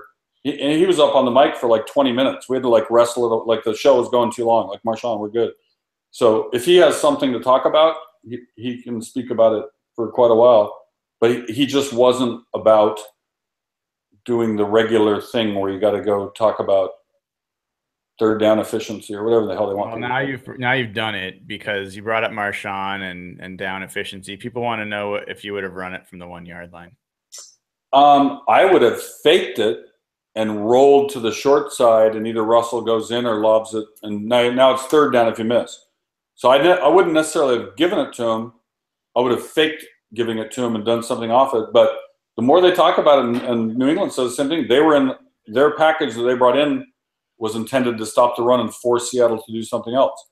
So unfortunately, it turned out the way it did. But there were so many flaws in the play that was called. I didn't have a problem with the call. It was more about how they ran it. Kearse got jammed by Browner.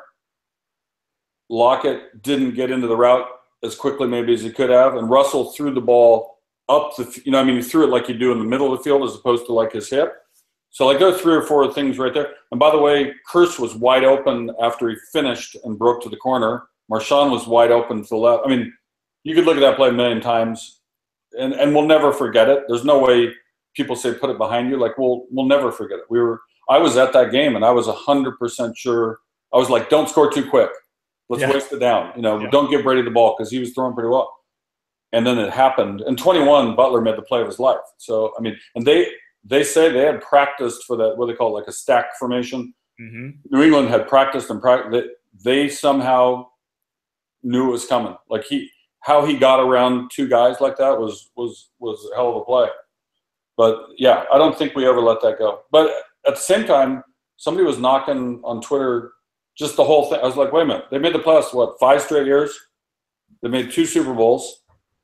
They're likely going to win their division again, or at least be up there for like. It's easy to be an offensive coordinator sitting in the 200 level. It's much easier from up above. When I sit in the press box, if I do it that way, I see the field better than the quarterback because I'm not being rushed by 300-pound people trying to murder me. It's very easy from a distance. It's funny how many opinions you get to. Everybody wants to. You should have done this. You should have done that. But hopefully they get it together and look different this next week, which they should because they're not playing the same kind of team. You good for a couple more? Sure. All right, 2 more. One question just about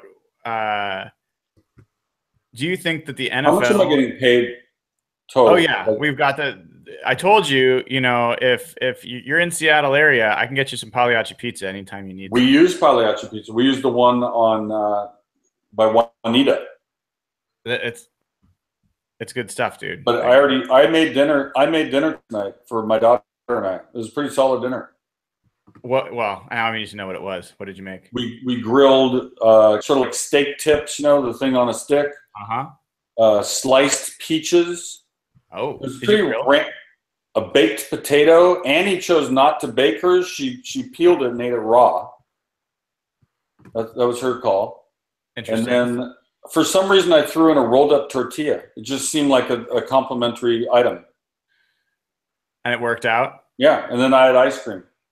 Oh man, this is killing me. So the question here, the 2 last questions. One is, do you think that the NFL or NFL refs may be inclined to penalize the Hawks unjustly because of Michael Bennett and his newfound, similar to Kaepernick position? I would sure hope they're better than that. I don't think there's a conspiracy. I mean, because there are players. Michael Bennett's hardly the only one. And there are a great number of reasons for people to be protesting a great number of things this day. No, I'm not buying that. I mean, could an individual official, could the umpire, could the back judge have it in for somebody? Maybe, but I highly doubt there's some conspiracy because, like I say, there's players all over the league who are then the NBA is going to have its thing too. So. And by the way, on that whole thing, I know that's a very divisive issue, but I just keep saying the flag is strong enough and what it symbolizes is strong enough to handle a couple people not standing up. Like I'm more bothered, and I come from a family of anthem singers.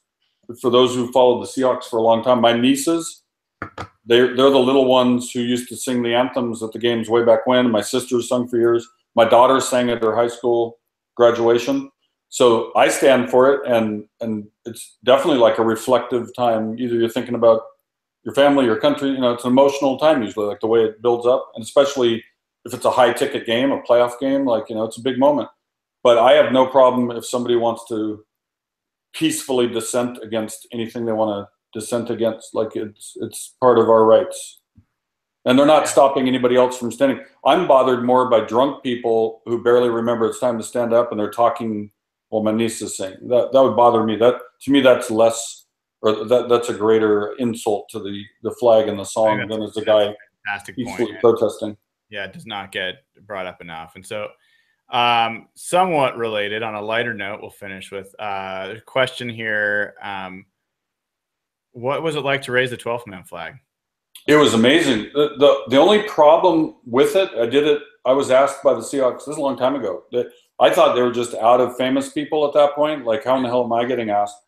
So I got asked, and the company said, of course, that's a big honor, you should go do it. But it was weird because I had to split my time, like my mental time, because I was shooting a story about raising the flag while I was raising the flag, in real time. And the story was making fun of me, like, how in the heck did they pick me? Like, that was the whole basis of the story. So we had the PA announcer tape some stuff, not to the real crowd, but separately, where he makes, like, who is this guy? He's not even from Seattle. He's from Kent. He's like, and then my daughter, Annie, who is the one who had the raw potato and is now at the athletic club, she was 8 years old at the time, and she played our reporter. We had her tell the story of her dad doing this, big ceremonial thing. And I got to go and throw at the Seahawks because we played the joke that I thought I was the 12th man, like a sixth man in basketball. Like, I thought I was going to literally play in the game. So they put me out there. But once I was able to separate it, like that moment where you're pulling it and the crowd, it was something. I kind of dorked out. I did. Do you remember, like, in junior high, you do like the quarter eagles? You'd like go to the left and go to the right. I was trying to get the crowd to do that, but not too many people bought in. And I also threatened to throw the football that I had from there down to the field. And I think I could easily reach it. My fear was I was going to hit some guy in the head, because the thing is, once the flag goes up, remember, the kickoff happens moments later. It would probably have been in poor taste to hit a St. Louis Cardinal on the head with a football or something. Ram, I should say. That's right. Yeah, Arizona. I'm back in the old days. That our running backs coach played for the St. Louis Cardinals, Roy Shivers. Anybody got that name? Wasn't it Stunt Mitchell? No, Roy Shivers. Anybody heard of him? Look at your phone. Somebody's going to answer. They say they'll remember him. Roy Shivers. Okay. Yeah. He was the running backs coach at UNLV back in the day. All right.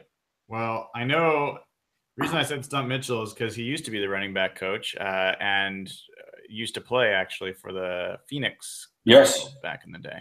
So, well, Kenny, this has been way more than we could have ever hoped for, and maybe we'll get lucky enough to do this again and have more to talk about. But as one Seahawks fan, representing a few, I just say, like, thank you for being and representing this region with a sense of humor and with class. And you probably ticked off unintentionally 6 to 8 different charitable things that you've been participating in, and I don't think you did it for any reason other than that's just the way you live your life. And, it was for show. I was trying to get some notice. No, honestly, and it's not even like that much effort. I get to go play flag football that also is helping a good cause. So, like, there's some selfishness in there too.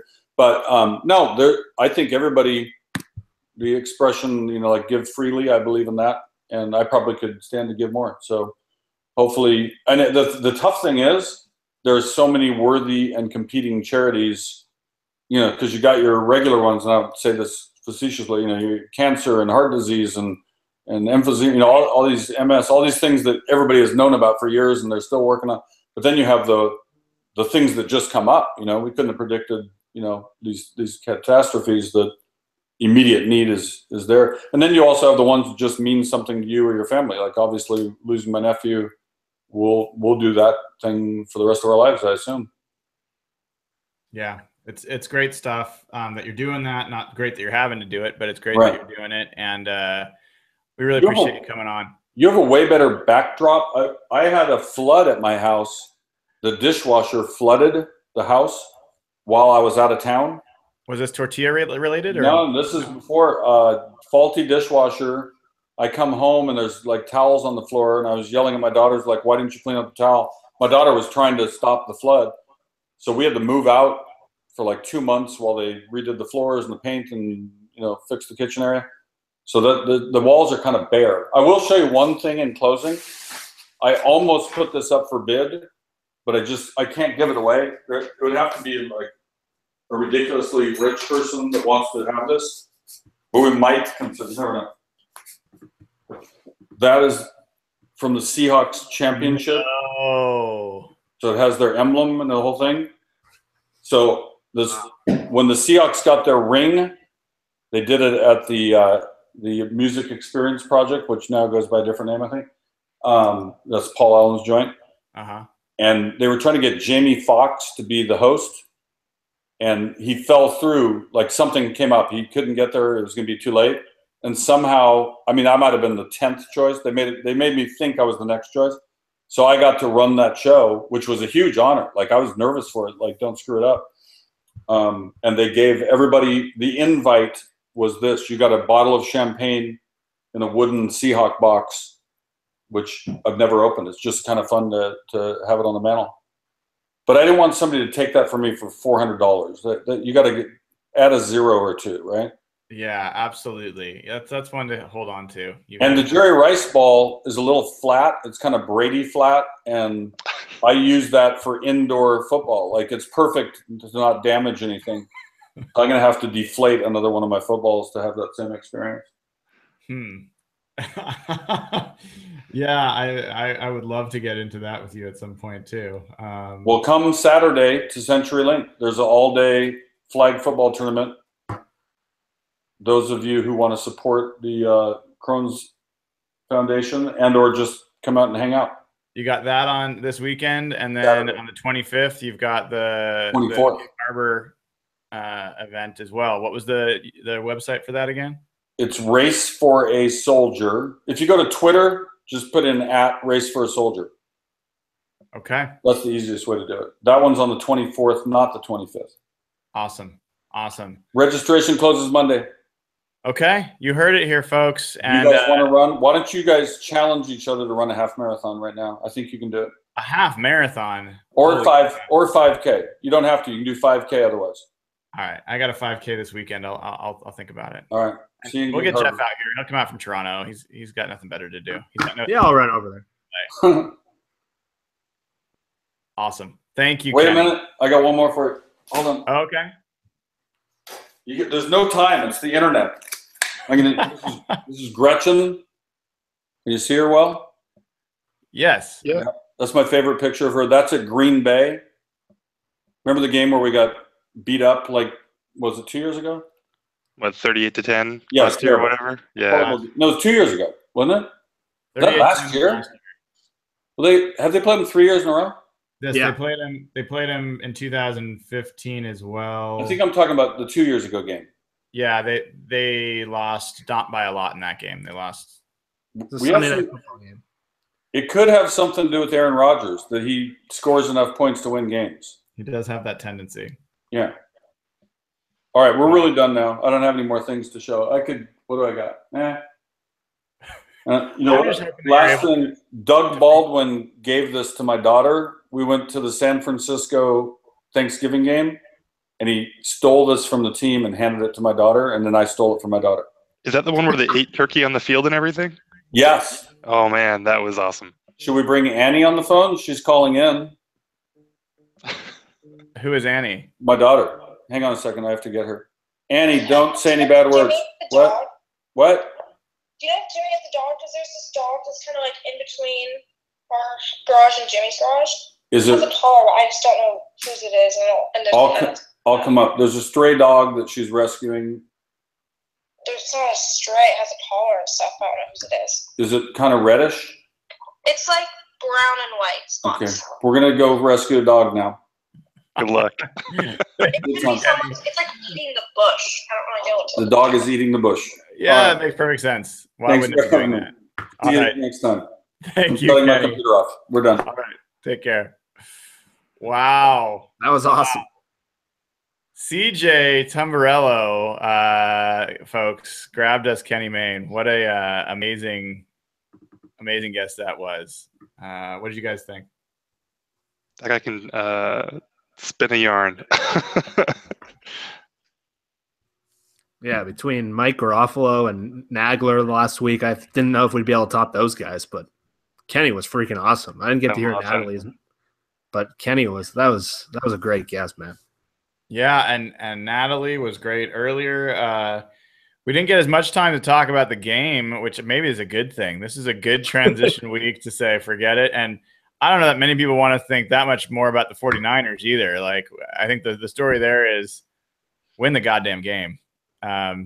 Excuse my French. Like that's one that they just got to win. And hopefully people enjoy just hearing about a pretty amazing life that someone in Northwest led. And honestly, another one in Natalie who's had a pretty amazing path herself, and she's in the middle of her journey. So Mina Kimes, another person, rising star we've had, Danny Kelly. So a lot of really amazing people we've been able to get on the show, and I have every reason to believe we're going to get more. So I think folks hopefully will click subscribe if you haven't already. In the future, there'll be a chance for people to join on the show itself and potentially ask some of the questions themselves if they want to go to patreon.com/hawkblogger. And guys, we'll have to figure out next week. I'll be traveling. We'll figure out how to make that work. But any thoughts parting thoughts you want to leave about the upcoming game before we sign off? Please block the defensive line this week. San Francisco, their team is a lot like Seattle in the first year of the Pete Carroll era, but those guys got a pretty nasty front. And if they block those guys at all, this could be a blowout. Seattle's probably going to be pretty angry about this game and coming home. And Nathan, keep tweeting out those videos. Those are awesome, man. They're kind of awesome, depending on what I'm tweeting. If it's Quill, it's awesome. If it's a Fetty, maybe not. I love the videos, though. They're great. Yeah. Nathan, closing thoughts? Yeah, I mean, I'm excited for this game. Hopefully they'll thump them. This defense can maybe get some turnovers, against a bad quarterback, and hopefully we'll get some context that, losing by a touchdown in Lambeau and holding Aaron Rodgers to 17, that's still a good team, and they should come out and should be a lot of fun this weekend. Agreed. I don't think Sheldon Richardson has ever played at CenturyLink Field. The Jets played them in 2012. Yeah. After the next year. So him with that crowd noise, that's going to be a lot of fun. That's my kind of parting thought, really, is I think that defense in the home opener with that crowd behind them against this quarterback and this offense, I'm looking for 2 to 3 turnovers and some short fields to give the offense a leg up that they need. Speaking of leg up, Blair Walsh had a very nice opener. Thank you very much. And man, let's win this comfortably, because offensive line that plays like the one that played on Sunday, every game's going to be close, no matter what team you're playing against. So the defense is really going to have to hopefully cure it, and let's turn the page and get to a better week next week. But guys, thank you. I know there's a lot of sitting and listening, but a lot of great stuff tonight. So have a good rest of your evening, and sorry about your softball game there, Jeff. It's okay. Now I can only focus on the Seahawks. As it should be. Yeah. It should be. All right. Thank you, everybody. Signing off. This is Real Hawk Talk. Stay tuned next week. Click subscribe, and we'll see you then. Go Hawks.